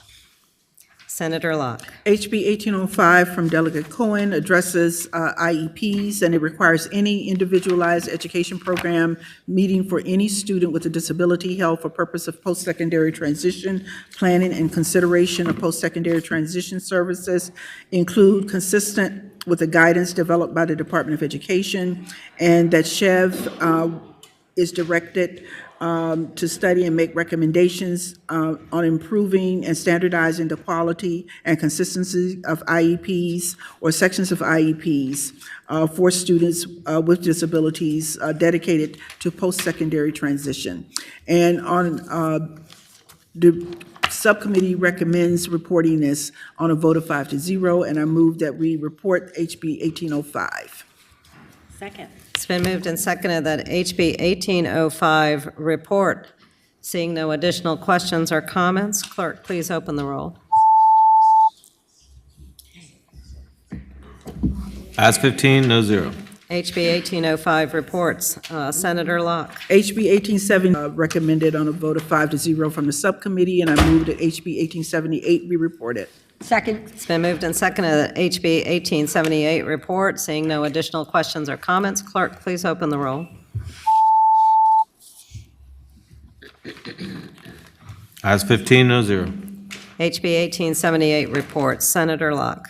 HB 1995 from Delegate Bennett Parker exempts from the provisions of law that permits SCHEV to regulate certain private and out-of-state institutions of higher education, certain non-credit courses of instruction intended solely for the purpose of preparing students for certification as project management professionals, provided that these exempted courses of instruction exceed the number of hours required by the certifying body. This was recommended for reporting by the subcommittee on a vote of 6-0, and I move that we report HB 1995. It's been moved and seconded that HB 1995. Oh, and we refer to finance.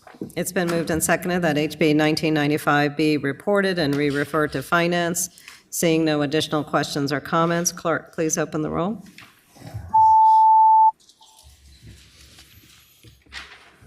Ayes 15, no 0. HB 1995 reports and is re-referred to finance. Senator Locke. HB 2158 from Delegate Carr requires the superintendent of the Department of Corrections to oversee the operations of all educational and vocational programs in all institutions and community-based programs for adults operated by the department, to implement a consistent education program across all correctional facilities that they operate, so that it would include functional literacy programs for inmates, secondary and adult education programs, as well as post-secondary education programs and post-secondary educational programs that provides access to coursework that would be sufficient to earn a uniform certificate of general studies, an associate degree, and post-secondary credentials, certificates, and licenses. The subcommittee recommended reporting on a vote of 5-0, and I move that HB 2158 be reported and re-referred to finance. Madam Chair. I have Senator Van Valkenburg on the board, and Julie, I believe, has an amendment as well, but Senator Van Valkenburg. Yeah, thank you, Madam Chair. Hate to slow this train down for this very great bill. There's just a technical amendment about reporting teacher salaries. A couple of years ago, we switched the agency that does that to the DOE, and so this just makes sure we're in the right posture on that with this bill. Is there a motion to adopt the amendment? Multiple. Second. It's been moved and seconded that we adopt the technical amendment. All in favor, please say aye. Aye. The amendment has been adopted. And Julia, was that the extent, there were no other amendments, am I correct? Madam Chair, that was the extent of the amendments. Thank you. And Senator Locke, if you will renew your motion. Move that HB 2158 be reported and re-referred to Senate Finance. As amended. As amended. It's been moved and seconded that HB 2158 report as amended and be re-referred to Finance. Seeing no additional questions or comments, clerk, please open the roll. You might not. Ayes 15, no zero. HB 2158 reports as amended and is re-referred to Finance. Senator Locke. HB 2420 from Delegate Weber requires coaches of intercollegiate athletics programs at public institutions of higher education to participate in mental health first aid training or similar programs within 1 year of starting their duties. This was recommended for reporting from the subcommittee on a vote of 6-0, and I move that HB 2420 be reported. It's been moved and seconded that HB 2420 be reported. Seeing no additional questions or comments, clerk, please open the roll. Ayes 15, no zero. HB 2420 reports. And Senator Locke, your final bill. HB 2452 from Delegate Hodges. We didn't have recommendations because we couldn't get him there in time, so, but Delegate Hodges is here. Delegate Hodges, would you like to present your bill? Man, what a play. Thank you, Madam Chair, and thank you, Senator, for your patience. It was a crazy day. Members of the committee, you have before you House Bill 2452, and this legislation simply mandates greater transparency and accountability for public institutions of higher education by requiring their governing boards to live stream meetings, record and archive them, and ensure accessibility for the public. Virginians value government transparency and fiscal accountability, which this bill promotes, and by requiring public access to decision-making processes at universities, this legislation aligns with principles of open governance and oversight of taxpayer-funded institutions. And working with some of the universities, we were able to come up with some language that, number one, that the provisions of this bill, there will be a reenactment that we will have to move forward with in the 2026 session. It also brings together the State Council of Higher Education for Virginia and also the FOIL Council and also the Library of Virginia with expertise in archiving to come up with minimum standards in moving forward with this. And then those minimum standards will be reported and we will move forward with next year with this bill. Thank you, Delegate. And just to clarify, those amendments are already part of the legislation that Yes, you ma'am. just outlined. That was part of the compromise, Madam Chair. Thank you. It didn't have that in the original bill, and that in working with some of the universities, that was the language that we came up with. Thank you, Delegate Hodges. And Senator Locke, was public testimony taken on the bill during subcommittee? No, because by the time that Delegate Hodges got there, we were gone. Okay. Well, I will then open it up to hear from anybody who wishes to speak in support of the legislation. Is there anybody here who wishes to speak in support? Those online who wish to speak in support of the bill, please raise your hand. Is there anyone online? No. Is there anyone who is in opposition to the legislation? Those online in opposition, please raise your hand. None. Seeing none, Senator Suderline. Thank you, Madam Chair. I think this bill is great. I don't love the reenactment. I'm not going to mess with your bill, though, as you stand here. But I think this is great, and it's something that we should do quickly. Any other questions or comments from the committee? Part of the compromise.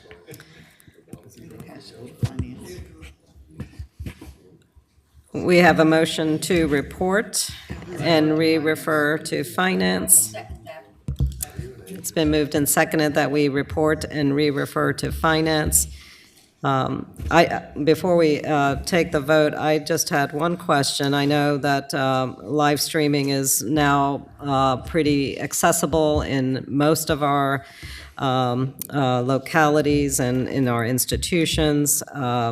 What were your conversations, Delegate, like with the four-year institutions? Did all of them say that they had the technological capacity to live stream these meetings? And Madam Chair, working with the Royal Council, they say they can undertake these conversations.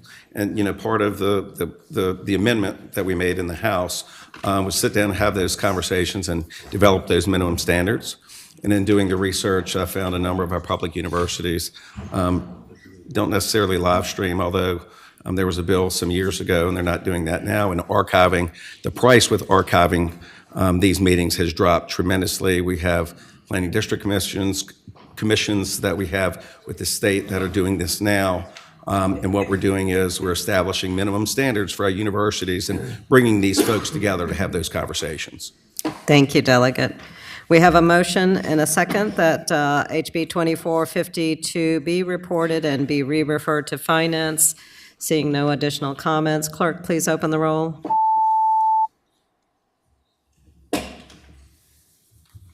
Ayes 15, no zero. HB 2452 reports and is re-referred to Finance. Senator Locke, I want to thank you for your exceptional leadership of the subcommittee and for presenting the many bills that you presented this session. Thank you to you and the members of the subcommittee. And we are now, we will work for 30 minutes and try to plow through some of the reports from our final subcommittee, Subcommittee Chair Van Valkenburg with the Public Education Subcommittee. I will turn it over to you. Thank you, Madam Chair. Madam Chair, members of the committee, I think I'm pretty efficient, but I don't know if I'm that efficient. So I think we're going to be coming back in the afternoon. There's 60 bills. There's 60 bills. And you're slowing me down as it goes. All right, so House Bill 1626, we recommended conforming to my Senate Bill 822, so I'll make a motion that we conform House Bill 1626 to Senate Bill 822. It's been a motion. It's been moved and seconded that, and we are talking about House bills with Senate cognate. So Yes. there's a motion that we conform HB 1626 to SB 822. All in favor, please say aye. Aye. Any opposition? The bill is conformed. Senator Van Valkenburg. Thank you, Madam Chair, members of the committee. We recommended reporting on a 5-0 basis, and I so move. And re-refer. Oh, and re-refer to Finance. Second. It's been moved and seconded that HB 1626 be reported with substitute and be re-referred to Finance. Seeing no additional discussion, clerk, please open the roll.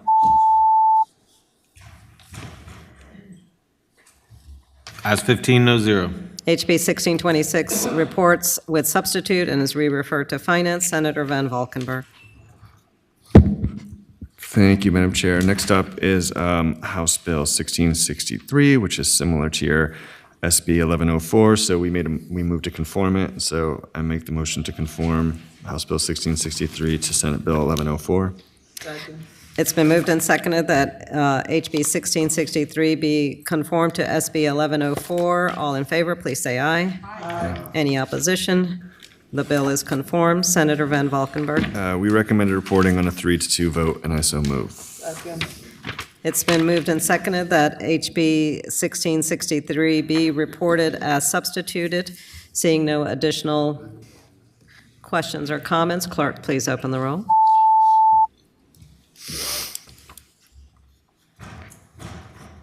Ayes 9, no 6. HB 1663 reports with the substitute. Senator Van Valkenburg. Thank you, Madam Chair. Next up is House Bill 1695, which we recommended conforming to Senate Bill 817, and I so move. Second. It's been moved and seconded that HB 1695 be conformed to SB 817. All in favor, please say aye. Aye. Any opposition? The bill is now conformed. Senator Van Valkenburg. Thank you, Madam Chair. It's now the same as Senate Bill 817, which passed the Senate 38-0, so I move to report.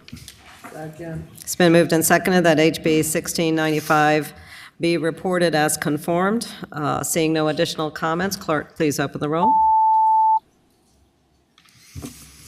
Ayes 15, no zero. HB 1695 reports with the substitute. Senator Van Valkenburg. Thank you, Madam Chair. Madam Chair, next is House Bill 1910, which we recommended conforming to Senate Bill 1289, and I so move. It's been moved and seconded that HB 1910 be conformed to SB 1289. All in favor, please say aye. Aye. The bill is conformed. And Senator Van Valkenburg. This passed the Senate 40-0, and we recommended reporting as substituted, and I so move. It's been moved and seconded that HB 1910 report with the amendment conforming it to SB 1289. Seeing no additional questions or comments, clerk, please open the roll.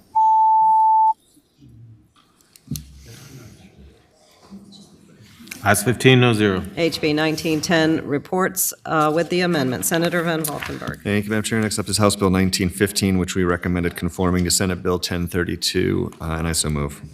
It's been moved and seconded that HB 1915 be conformed to SB 1032. All in favor, please say aye. Aye. Any opposition? The bill is conformed. Senator Van Valkenburg. Thank you, Madam Chair. This bill passed the Senate 38-1, and we recommended reporting as substituted on a 5-0 vote, and I so move. It's been moved and seconded that HB 1915 report as conformed to SB 1032. Seeing no other questions or comments, clerk, please open the roll.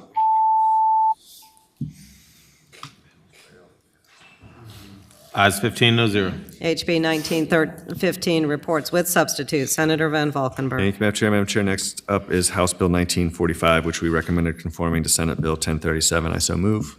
It's been moved and seconded that we conform HB 1945 to SB 1037. All in favor, please say aye. Aye. Any opposition? The bill is conformed. Senator Van Valkenburg. Thank you, Madam Chair. This bill is now the same bill that we passed out of the Senate, 40-0. We recommended reporting as substituted on a 5-0 vote, and I so move. It's been moved and seconded that HB 1945 be reported with the substitute. Seeing no additional questions or comments, clerk, please open the roll. Ayes 15, no zero. HB 1945 reports with the substitute. Senator Van Valkenburg. Thank you, Madam Chair. Next up is House Bill 1988, which is identical to Senate Bill 1033. The subcommittee recommended reporting it as it is.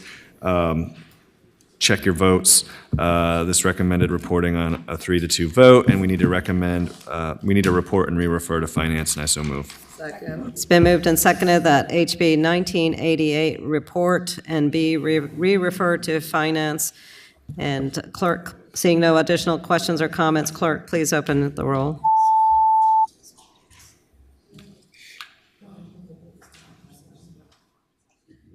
Ayes 9, no 6.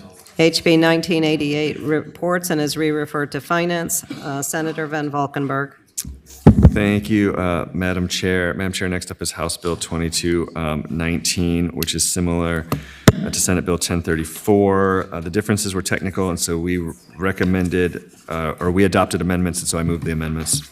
It's been moved and seconded that we adopt the amendments from the subcommittee. All in favor, please say aye. Aye. Any opposition? The amendments have been adopted. Senator Van Valkenburg.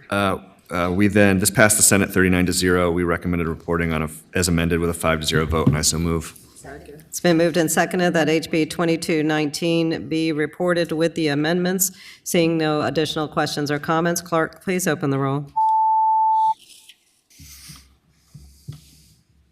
Ayes 15, no zero. HB 2219 reports with the amendments. Senator Van Valkenburg, I think we're now moving to House bills without a Senate cognate. Yep, thank you, Madam Chair. Yes, we are. So these are all bills that we heard for the first time.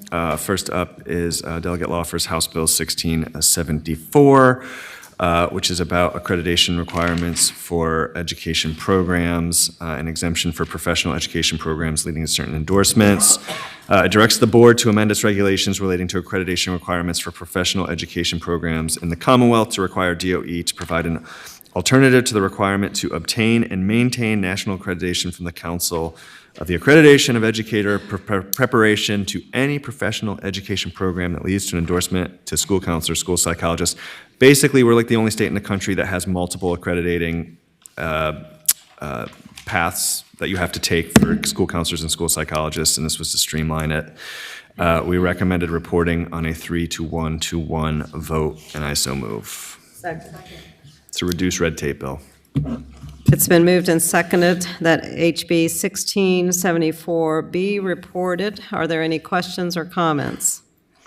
Seeing none, clerk, please open the roll.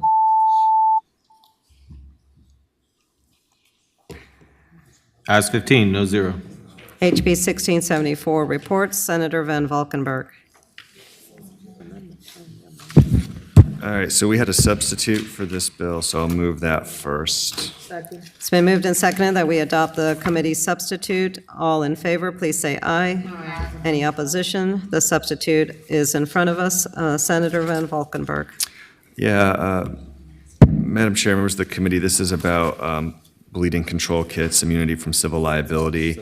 It requires each school board to develop and implement a bleeding control program in each elementary and secondary school, where the school board, among other things, requires bleeding control kits.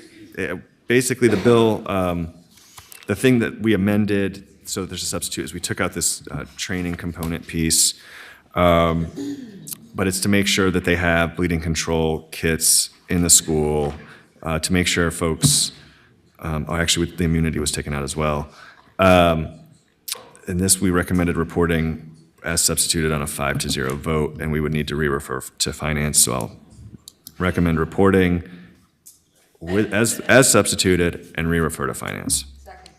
It's been moved and seconded that HB 1700 be reported as substituted and be re-referred to finance. Seeing no questions or comments, clerk, please open the roll.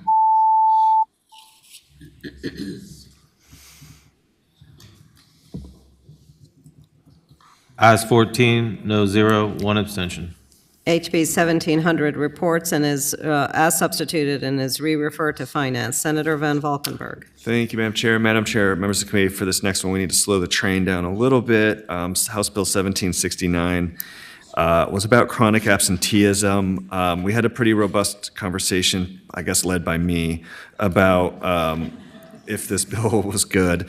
And we have Senator Van Valkenburg. We have a substitute for it. Yeah. Julia, can you explain the substitute before we take a vote? Yeah, so essentially what the substitute does is it creates a work group to look at chronic absenteeism and the best way to weight it for accountability and accreditation. So the original bill was about if there's an excused absence of more than 15 days, that not counting against the school's chronic absentee numbers.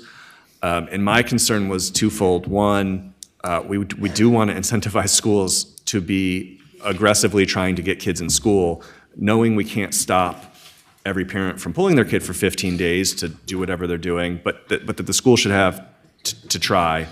But then secondly, also, is that the main thing that's causing chronic absenteeism numbers to go up is actually unexcused absences, right, where kids are just kind of dropping off. And that's actually a bigger factor here. And so this bill turns it into a work group. I actually think it's an appropriate conversation to have because when you think about things like graduation numbers or absentee numbers, there's a real unintended consequence. So for example, if we're going to say schools have to have a 100% graduation rate, I can get 100% of my kids to graduate. You're not going to like what that looks like, right? And so seeing kind of the same thing with the schools, what's the best way to incentivize them to get kids in school, right? And there's some federal stuff we have to run up against as well. So I think the work group is a good way to look at it, but that's what the bill does now with the substitute. And I know Delegate Martinez is here, so he might want to talk Thank you, too. Senator Van Valkenburg. Yes, if the patron would like to address the substitute that's been presented,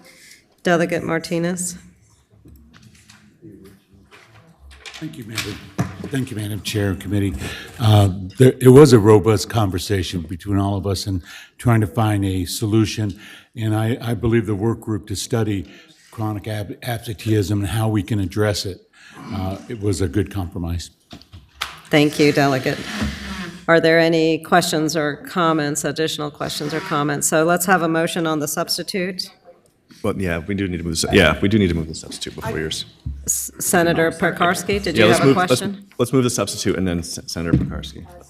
It's been moved and seconded that we adopt the substitute that has just been presented to us. All in favor, please say aye. And the substitute is in front of us now. Senator Pekarsky? Yeah, thank you. Just a teeny tiny thought and maybe change amendment to this. This requires the task force to be convened by the governor. I think it's probably more appropriate for the VDOE to do that. So I would like to make that, that. It's been moved and seconded that we have a slight amendment to the substitute, and that would read that the task force would be convened by the Virginia Department of Education. That is the amendment in front of us. All in favor? Any opposition? The amendment has been adopted, and Julia, you will reflect that amendment that's been made. Senator Peak, I see your name on the board. Yeah, Madam Chair, just a question. Does anybody actually keep a tab of all of the task force and work groups and studies that we have convened in a session, and whether or not they actually report back to every task force and work group and group study that we authorize? Senator Peak, I've been reassured by the chair of the Senate Finance and Appropriations Committee that, yes, of course we do.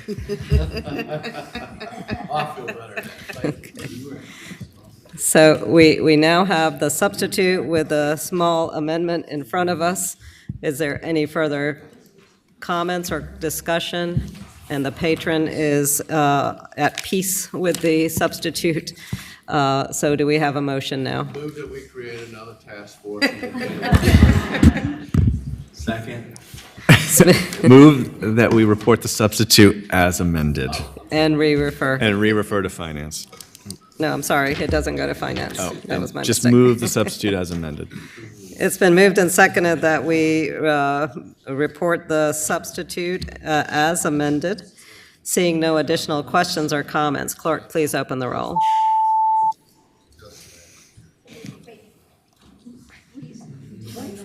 Did you Boy Scout too? Okay. Wait. Oh, sure. Ayes 13, noes 2. Delegate, your bill is Madam reported Chairman, as thank you. substituted. Thank you for being here. All right, thank you, Madam Chair. Next up is House Bill 1783 from Delegate Orrock. Establishes an exception to the authority granted to public middle and high schools. This is a cleanup bill. If you remember, we passed a bill last year from, at the time, Senator Subramaniam, now Congressman Subramaniam, about having these out-of-school groups that, even if they weren't in the school, there's a federally chartered organization that if we did that, we would do harm by the organization, and so this is a cleanup bill. And we recommended reporting it 5-0, and I so move. Second. It's been moved and seconded that HB 1783 be reported. Seeing no additional questions or comments, clerk, please open the roll.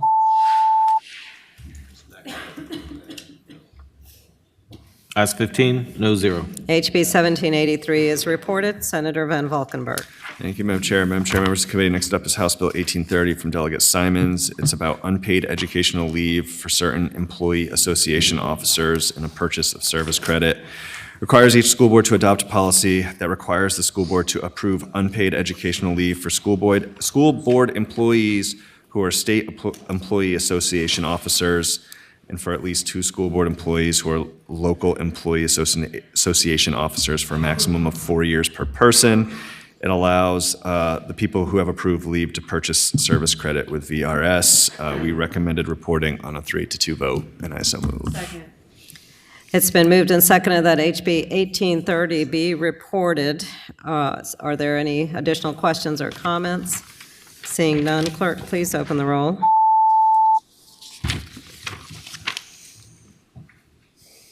Ayes 9, no 6. HB 1830 reports. Senator Van Valkenburg. Thank you, Madam Chair. Madam Chair, members of the committee, next up is House Bill 1833, also from Delegate Simons. And this is creating a pilot program around small family day home providers. And the basic idea is to try to get them to come in and register and to get training around things like CPR, medication administration, best sleep practices. It provides a small payment of $500 to any family in the region that is not licensed to kind of come voluntarily get licensed. And the basic idea is to try to get more daycare in the system. And so we recommended reporting on a 3-0 to 2 abstention vote. And so we need to re-refer to finance. So I recommend reporting and re-referring to finance. It's been moved and seconded that HB 1833 be reported and re-referred to finance. Seeing no questions or comments from committee, clerk, please open the roll. Ayes 15, no 0. HB 1833 reports and is re-referred to finance. Senator Van Valkenburg. Thank you, Madam Chair. Madam Chair, members of the committee, next up is House Bill 1880 from Delegate Sewell. This is about military children with disabilities and making sure they get the accommodations they need, and we recommended reporting on a 5-0 vote, and I so move. It's been moved and seconded that HB 1880 report. Seeing no additional questions or comments, clerk, please open the roll. Ayes 15, no 0. HB 1880 reports. Senator Van Valkenburg. Thank you, Madam Chair. Next up is House Bill 1881, also from Delegate Sewell, also about military children.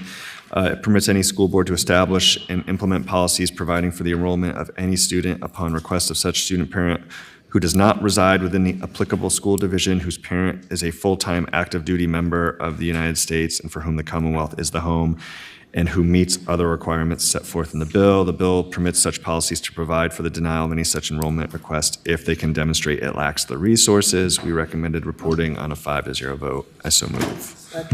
It's been moved and seconded that HB 1881 report and not be re-referred to finance. So seeing no questions or comments from committee, please open the roll.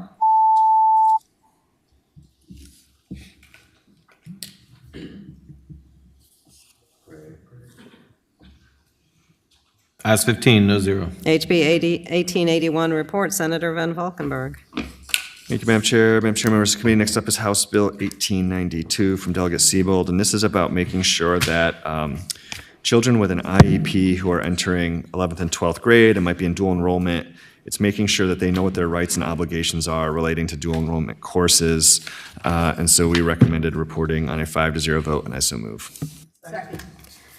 It's been moved and seconded that HB 1892 report, and seeing no further questions or comments, clerk, please open the roll.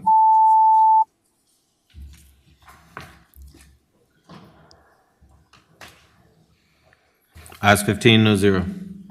HB 1892 is reported. Senator Van Valkenburg, I'm wondering if we should take up Delegate Ware's bill here. I believe he's been here all through the meeting, and I know we have a few minutes left so that he does not have to return. The other patrons that are here, I don't think they have substitutes or amendments that they are introducing, but Delegate Ware, why don't we take up, what is that bill number? Yeah, it's, give me 1 second. I have to peruse through my 100 bills. 26. It's on page 53. It's House Bill 2606. 2606, thank you. So, Madam Chair, members of the committee. Page, Oh, for me, it's 53. it's on 53 for some of us, 49 for others, yeah. Got it. Okay.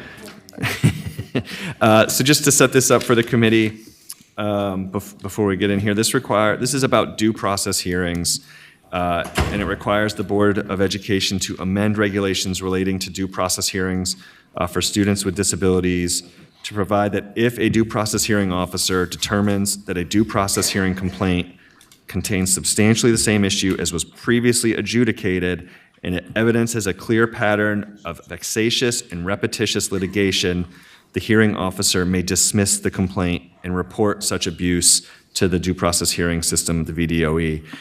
In committee, we had a pretty robust conversation. In committee, we made some amendments, which changed the word substantively to substantively, and evidence a clear pattern to that evidence is a clear pattern. We added clarity into the bill that it was a two-part standard for getting rid of the complaint. So we made it clear that it would have to be substantively the same complaint, and it would have to be vexatious and repetitious for the due process complaint to be dismissed. And so that's kind of where we left it. I know there's still probably some conversation we need to have. I think Senator Pekarsky also has. Yes, thank you, Senator Van Valkenburg, for highlighting the discussion. There was pretty robust discussion in subcommittee, and I will also just share with the rest of the committee members that we do have a substitute that is being presented by Senator Pekarsky. But before we hear Senator Pekarsky's substitute, Delegate Ware, would you like to make comments about the bill, the conversations you've been having with various stakeholders and so forth?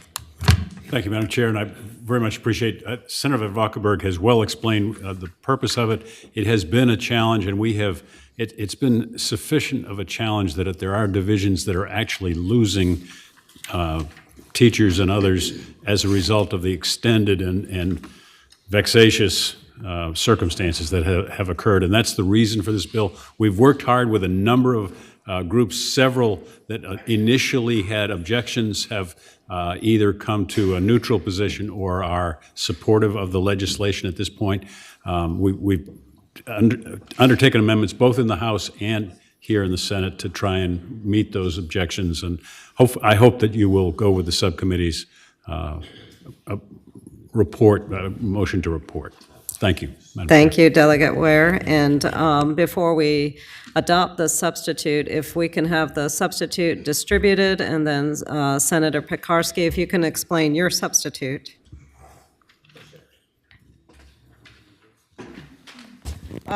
Thank you, Madam Chair. So I do want to thank the patron. I think he's worked really hard on this, and he's been talking with a lot of folks and hearing a lot of the concerns, and he's really trying to fix a problem. This is a problem.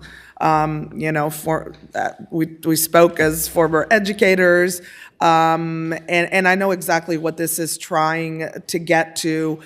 My worry at the end of the day, well, actually, I'm away speaking. Let me just tell you what the substitute is. So the substitute basically takes this bill and makes it into a study bill that gets punted to the Youth Commission, so they can take into consideration many of the issues that have been brought up. And then they will provide recommendations for any changes that they think should be made and are applicable. And the reason I think this is the way to go is twofold. Number one, the Commission on Youth is currently undertaking a very long process of discussing due process. And I know Senator Favola can speak in detail on that. I do not sit on the commission, but they're working on this. So I think this is maybe putting the cart before the horse, because I would like to have a more holistic view on this, especially when at the end of the day, this bill, what it really does is, and this is the concerns I've heard from parents, is take away a parent's right to keep fighting for their kids' education. And it is a very fine balance. It is a very fine balance. So we need to get it right, and I think people need to look at this as part of a much larger conversation, and that's why I brought the substitute forth. And I don't think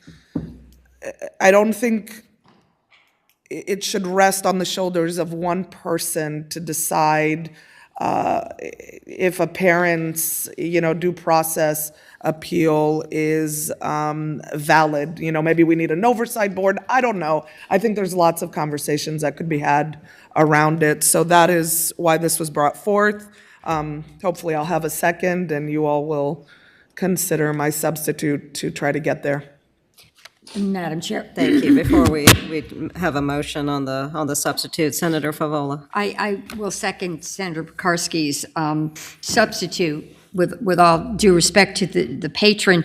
I do chair the Commission on Youth, and we are looking at the entire process, the entire IEP process. Who's involved, at what point, what guidelines should we have? Should there be an overriding arbitration option? I mean, those are the kinds of things we're looking at. The Commission on Youth was charged to do this in legislation that passed last year. And with the budget, we've hired a consultant. We have a very large and diverse advisory committee that's helping guide the study. And we certainly would appreciate your participation if you would like to join us. We hear you. We understand that there is an issue. It is extraordinarily complex, and we are doing a large survey in addition to listening to a very wide range of stakeholders. So having said that, Madam Chair, this probably makes a lot of sense to refer this to the Commission on Youth at this moment. Delegate Ware, would you like to respond? This has been a discussion for a number of years. There has been previous legislation that bears some relationship to this. I know it's been discussed. There are other routes of appeal that exist, so we're not foreclosed. This bill does not foreclose parents' rights. It simply says that we will not do repetitious, will not let repetitious ones bog down the process. So I would ask you to not substitute or delay for yet another year while we have people that we're losing, teachers and administrators and others. Parents' rights will remain available to them and protected. Thank you, Madam Chair. Thank you, Delegate. Are there any additional questions or comments? Senator Suderline? Thank you, Madam Chair. This does look incredibly challenging, and I don't know what we ought to do today, but if it does end up going to the Commission on Youth, I'm happy to work with Delegate Ware a lot. We end up with some of the very challenging things for our young people, and we spent the last year working on things with children whose parents are giving up their legal rights to them. And so I guess we'll follow up with this if that's the will of the committee. This is our studies already underway. So Madam Chair, our studies are already underway. I honestly, this is incredibly complicated. So, Senator Favola. My apologies. I was just going to say our study is already underway, and we have hired a consultant as well to help us. So. Okay. Seeing no additional discussion, we have a motion and a second to adopt the substitute as presented by Senator Pekarsky. All in favor, please say aye. Aye. Any opposition? No. Let's do a hand count on the nose. Hobie. That's a no. Hand count on the nose. That's a hand count on the nose.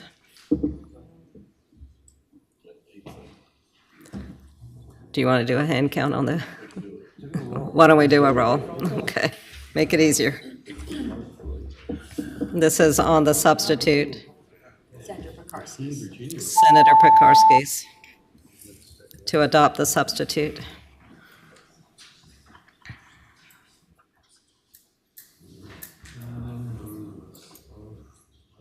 Ayes 8, no 7. The substitute has been adopted. Do we now have a motion? It's been moved and seconded that we report HB 2606 with the substitute that has been adopted. Seeing no additional questions or comments, clerk, please open the roll.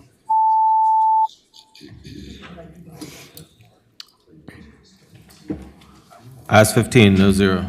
HB 2606 reports with the Pekarsky substitute. Thank you, Delegate Ware. Thank you, Madam Chair. You've been very generous. Thank you.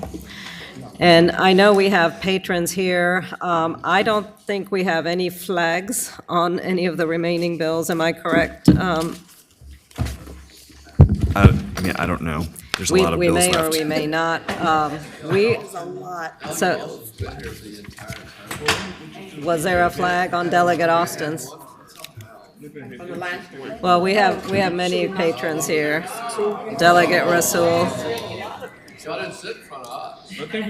Delegate Rasul has also been waiting patiently, but I don't see too many flags.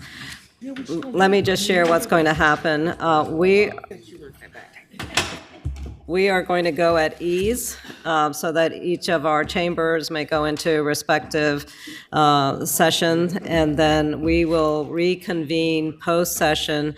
If the patron's bill runs into any difficulty, we will make sure that you are here to share, but otherwise, we tend to go with the recommendation of the subcommittee chairs and the subcommittee, and so I don't anticipate too many roadblocks ahead in the afternoon. Thank you to the Senate committee here. We will be at ease. This is the Senate of Virginia, Richmond, Virginia.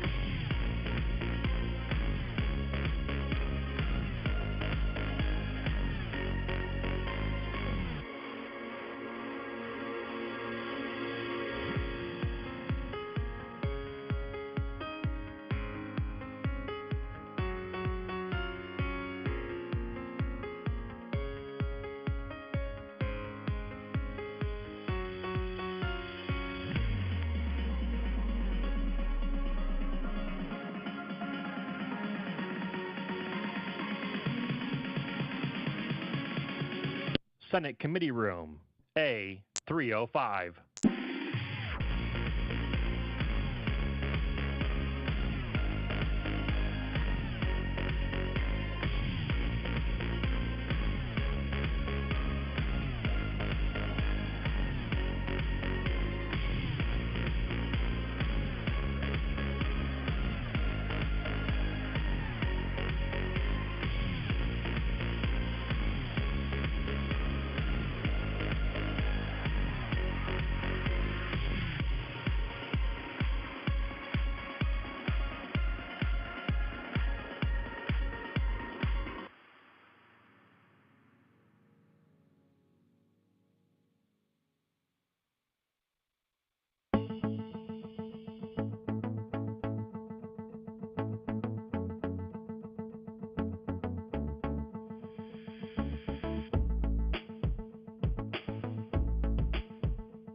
Did you know that you can watch the Senate live on YouTube? Visit the channel by browsing to youtube.com/@Senate of Virginia. That's youtube.com/@Senate of Virginia.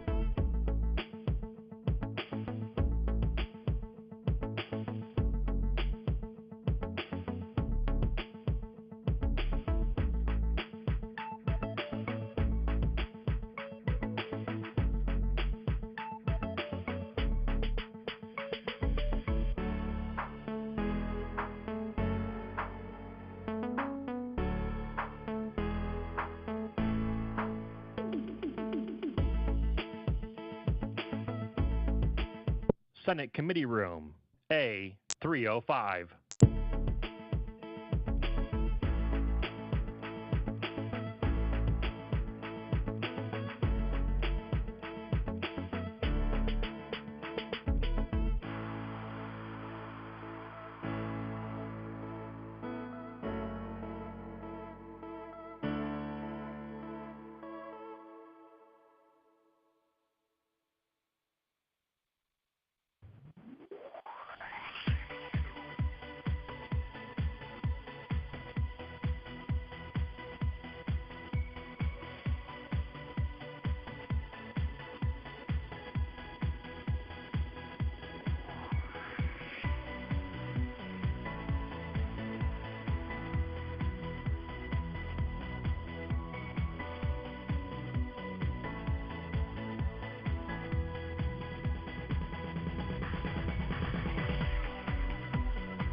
This is the Senate of Virginia, Richmond, Virginia.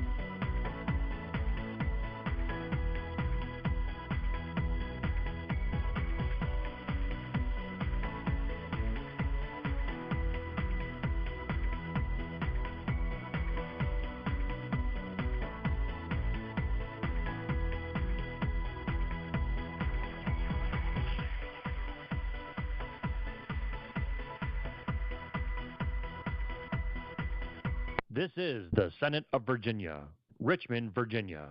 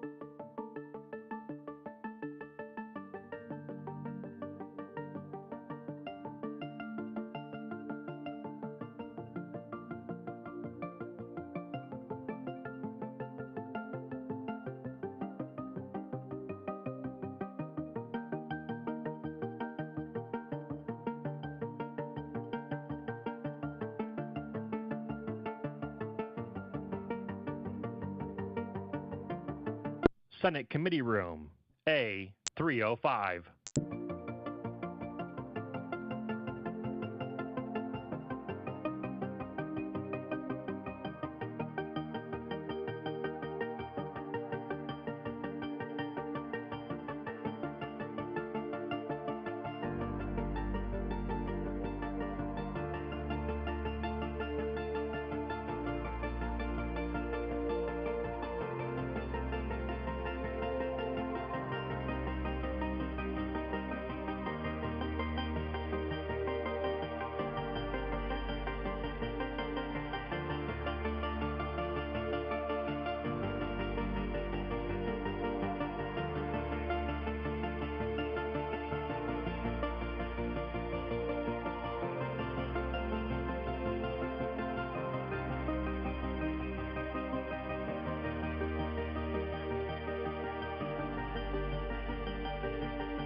Did you know that you can watch the Senate live on YouTube?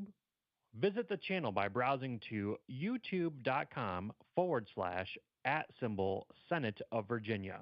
That's youtube.com/@Senate of Virginia.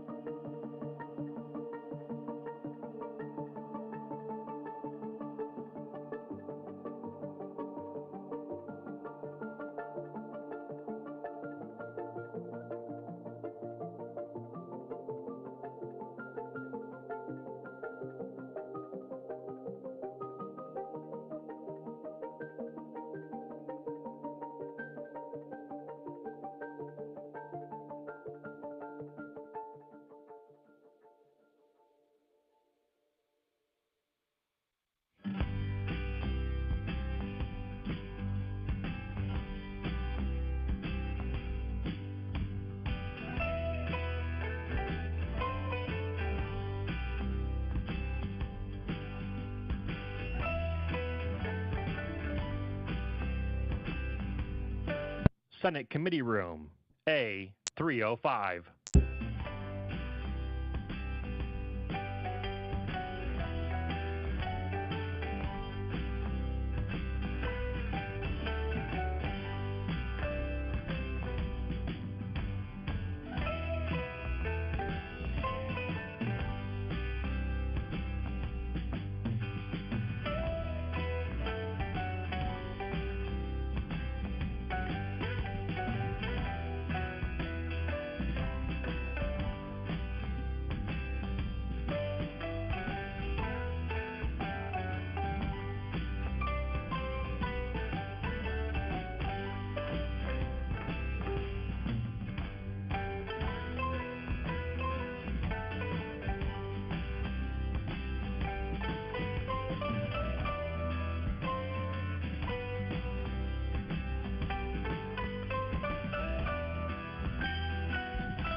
This is the Senate of Virginia, Richmond, Virginia.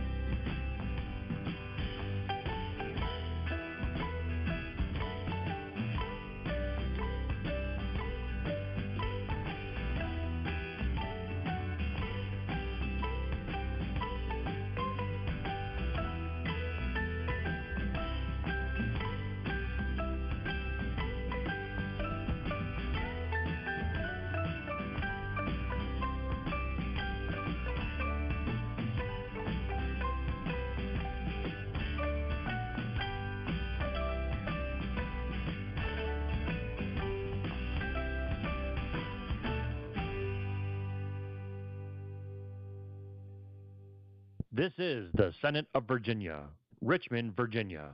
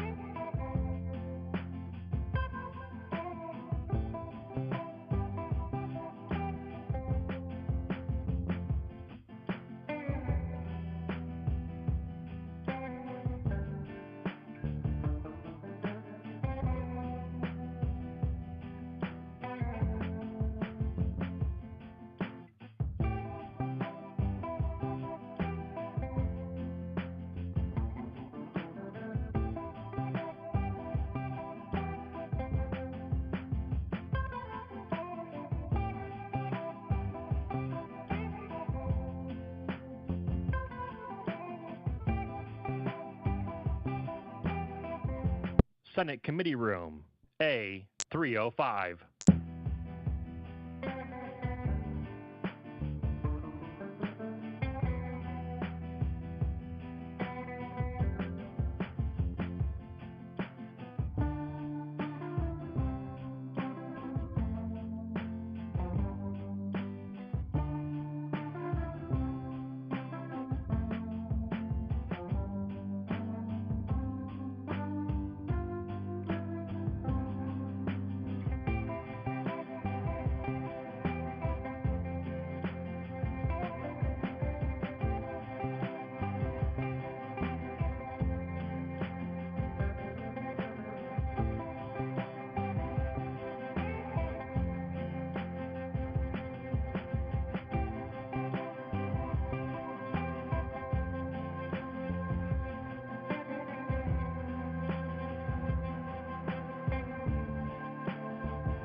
Did you know that you can watch the Senate live on YouTube? Visit the channel by browsing to youtube.com/@Senate of Virginia. That's youtube.com/@Senate of Virginia.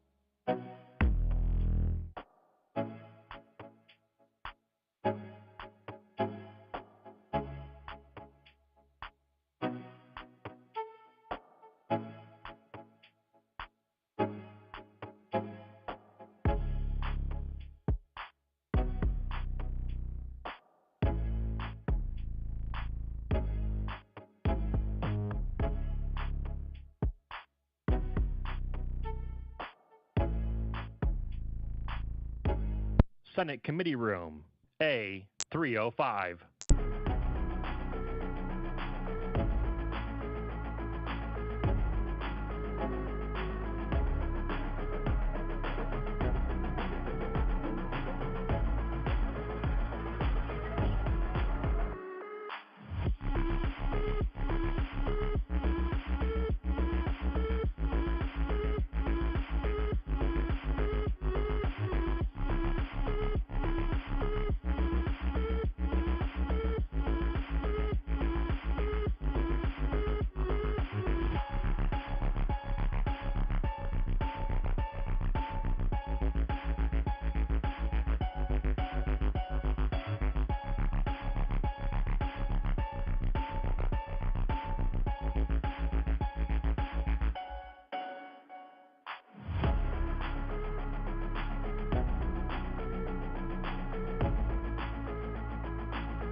This is the Senate of Virginia, Richmond, Virginia.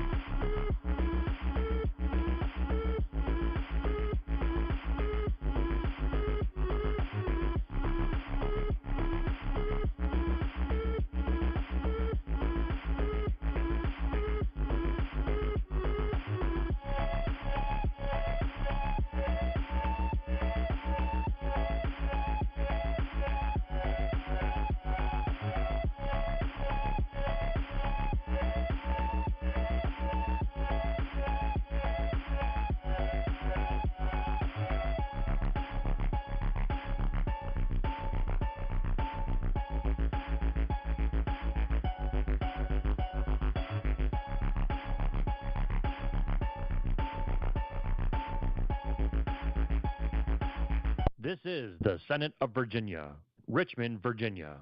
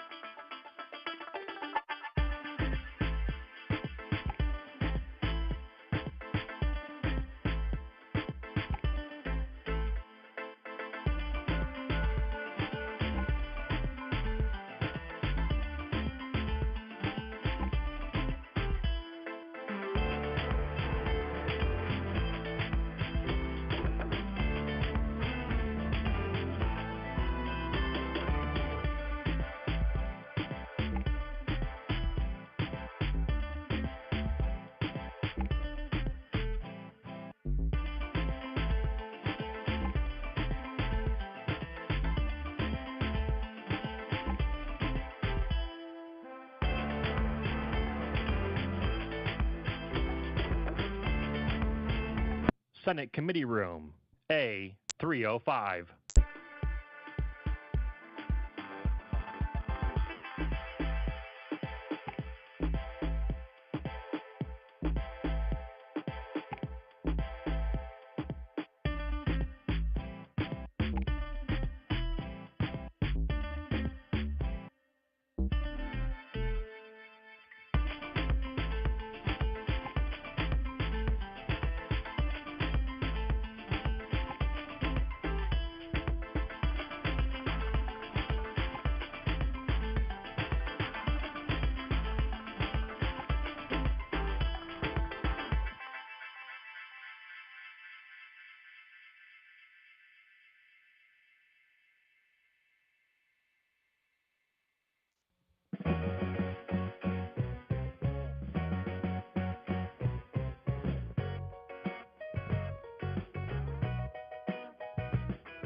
Did you know that you can watch the Senate live on YouTube?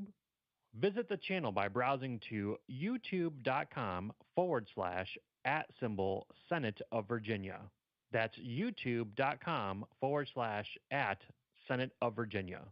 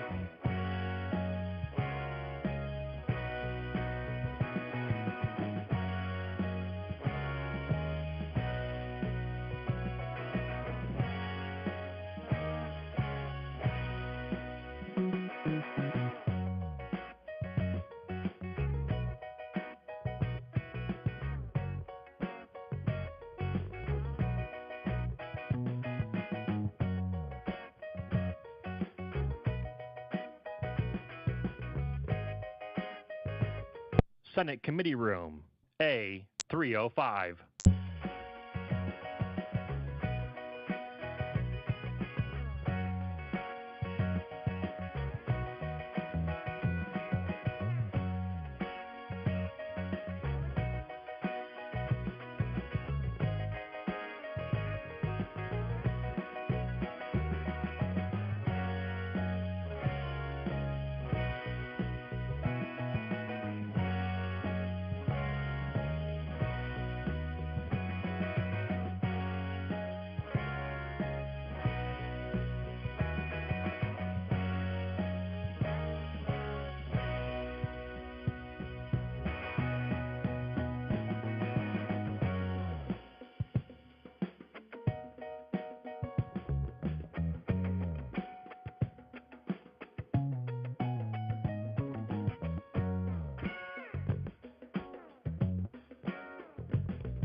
This is the Senate of Virginia, Richmond, Virginia.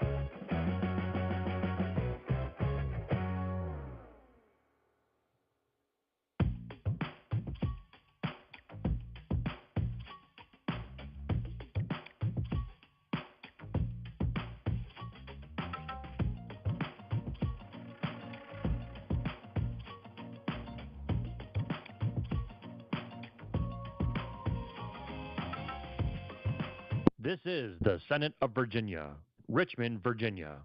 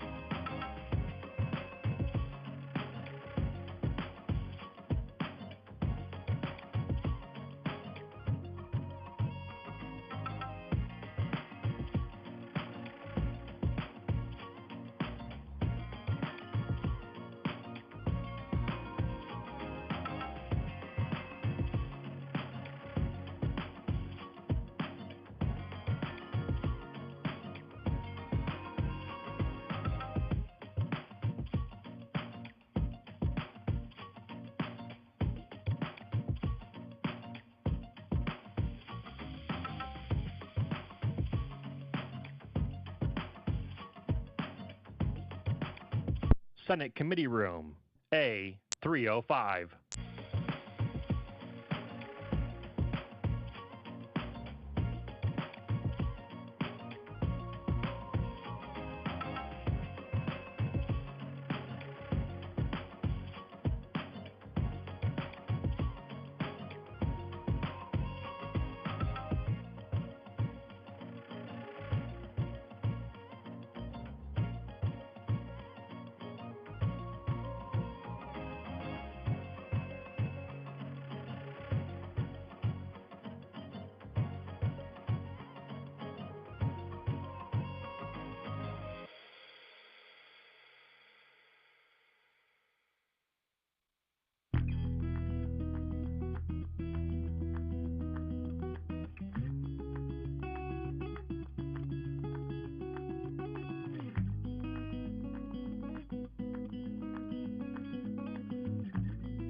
Did you know that you can watch the Senate live on YouTube?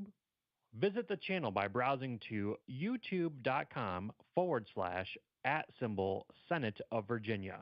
That's youtube.com/@Senate of Virginia.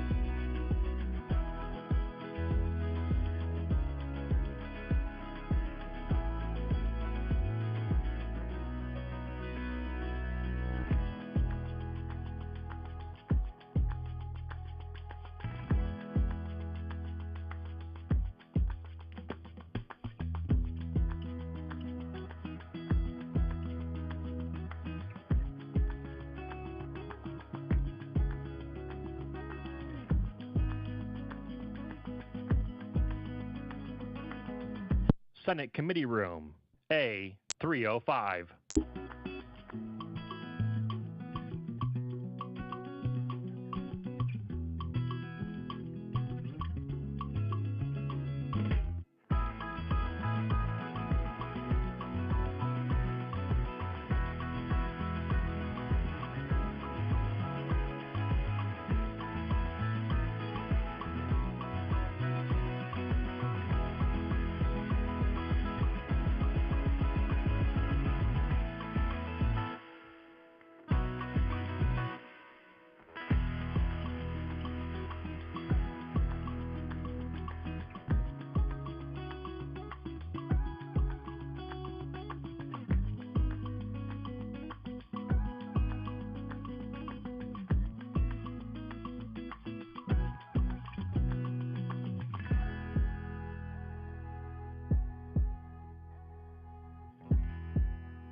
This is the Senate of Virginia, Richmond, Virginia.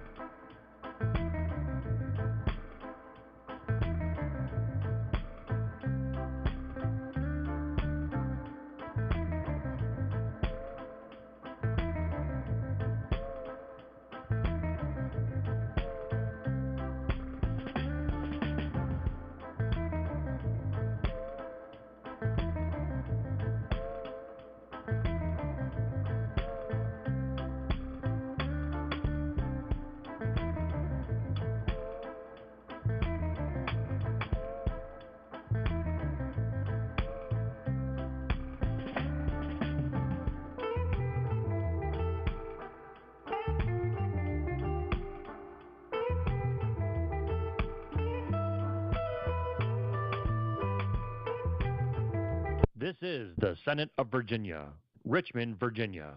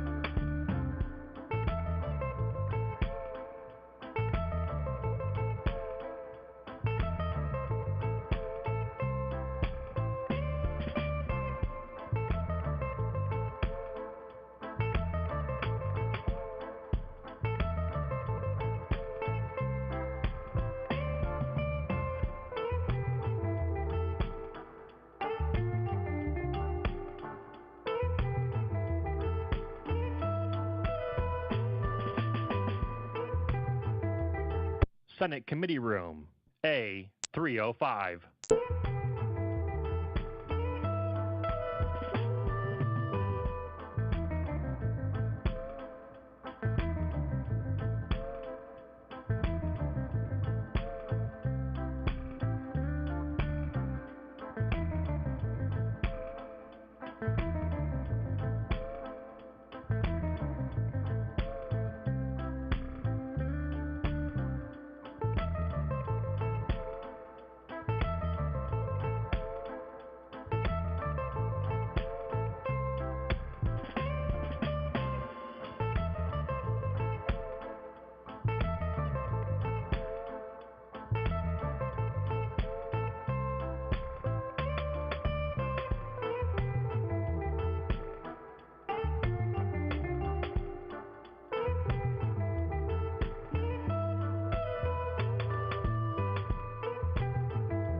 Did you know that you can watch the Senate live on YouTube?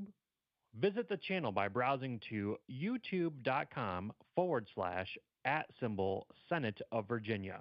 That's youtube.com/@Senate of Virginia.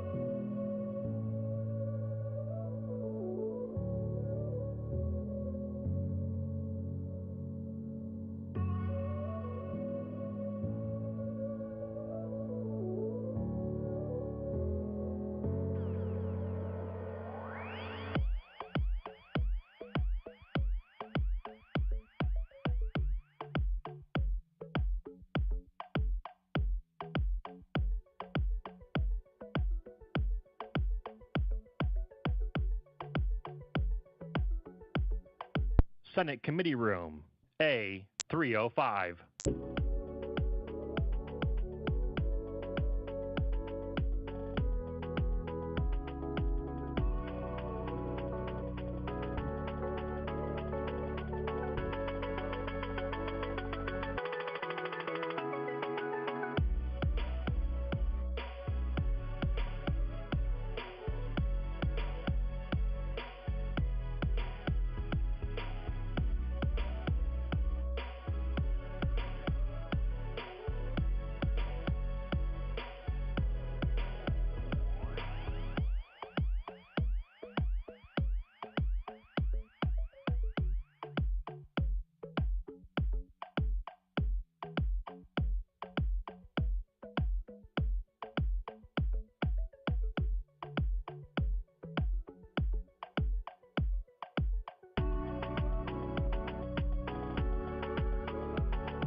This is the Senate of Virginia, Richmond, Virginia.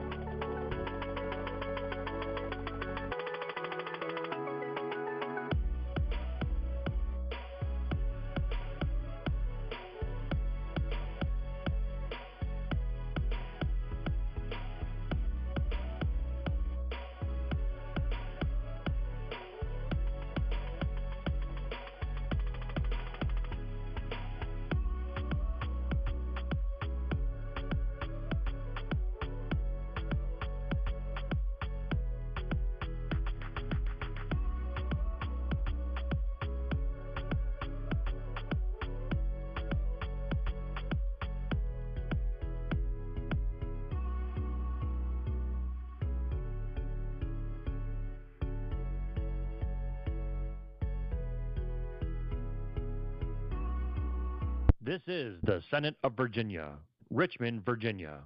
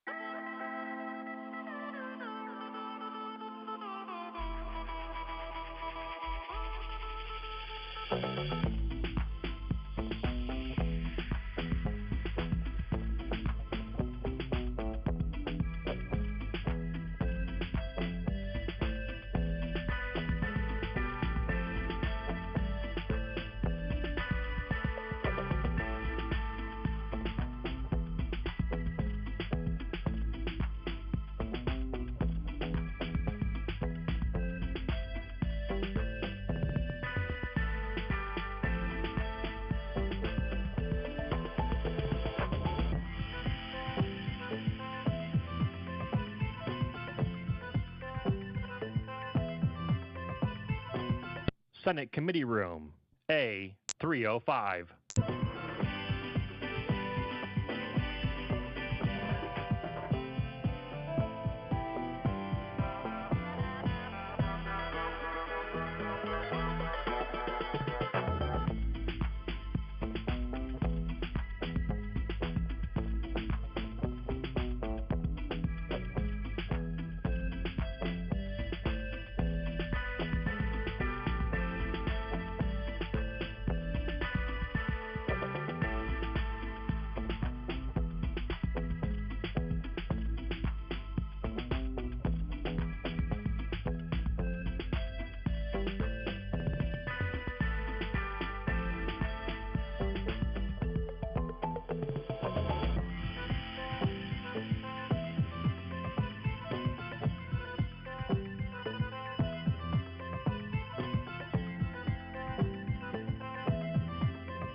Did you know that you can watch the Senate live on YouTube?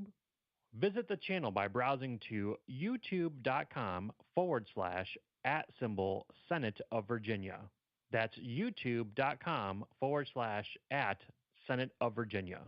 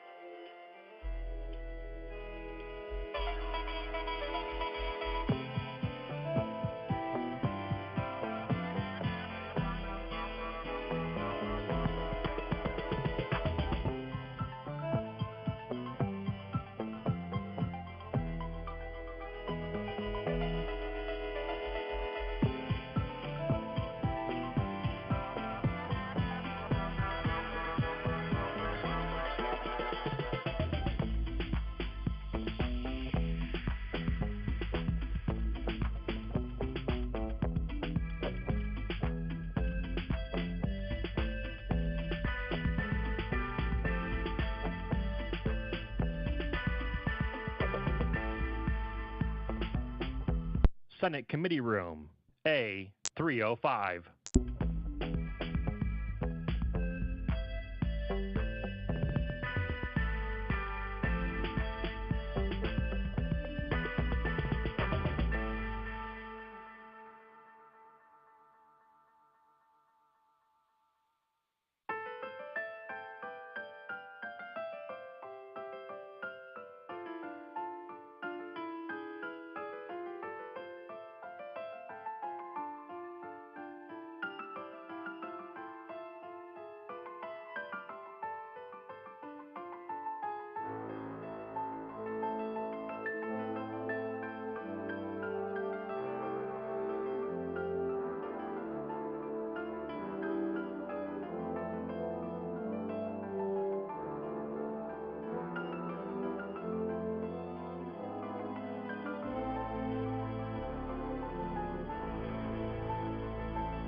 This is the Senate of Virginia, Richmond, Virginia.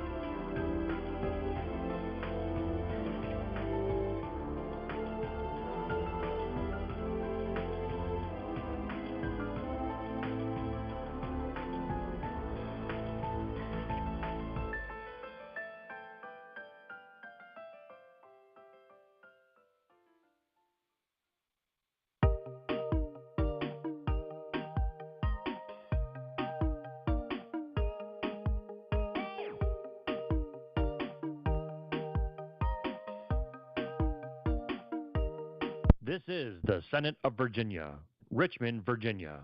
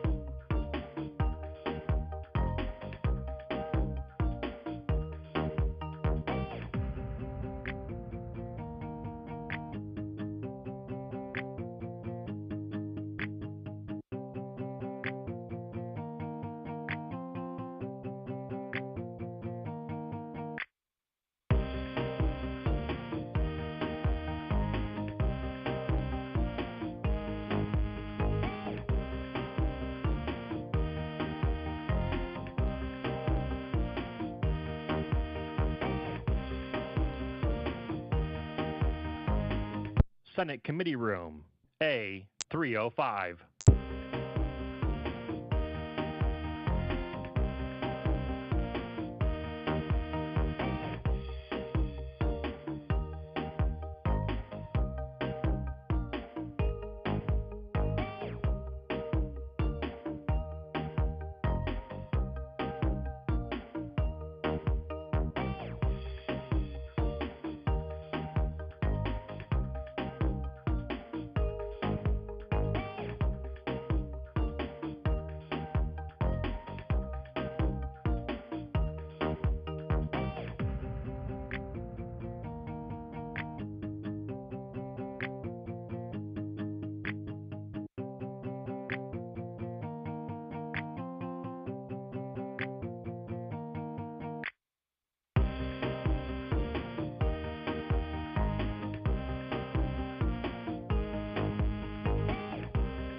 Did you know that you can watch the Senate live on YouTube? Visit the channel by browsing to youtube.com/@Senate of Virginia. That's youtube.com/@Senate of Virginia.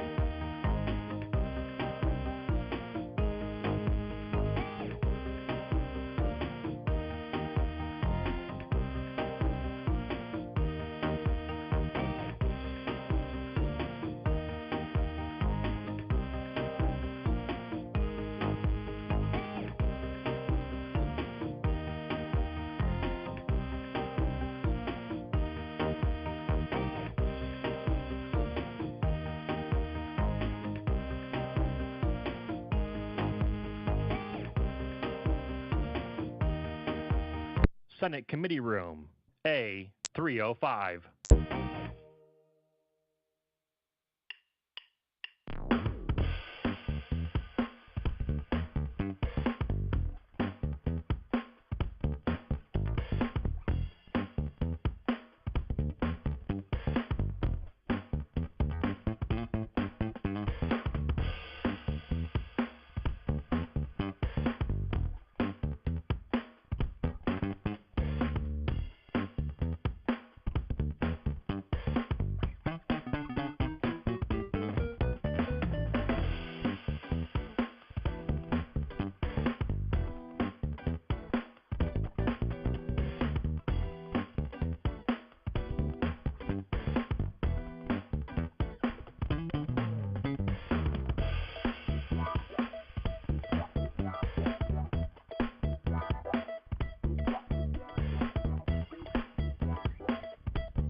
This is the Senate of Virginia, Richmond, Virginia.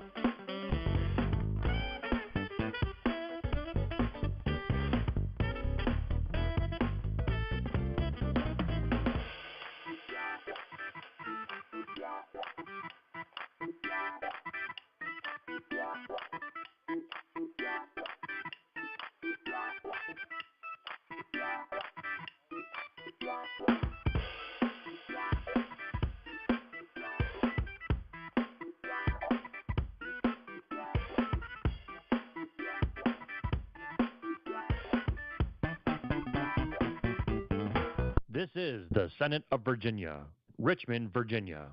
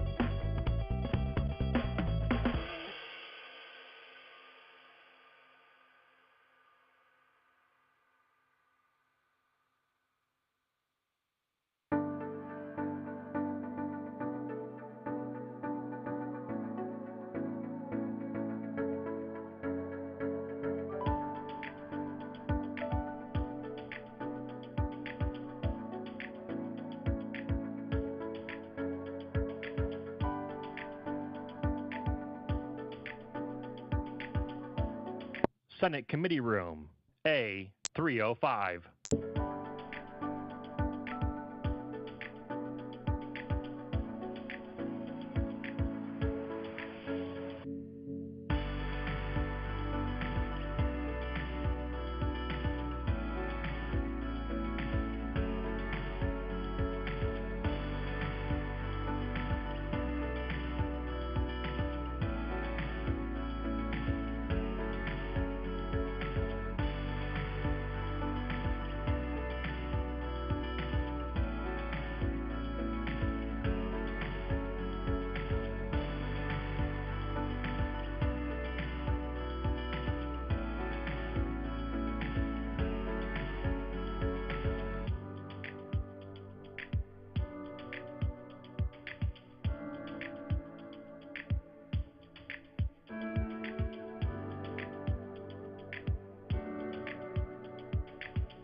Did you know that you can watch the Senate live on YouTube?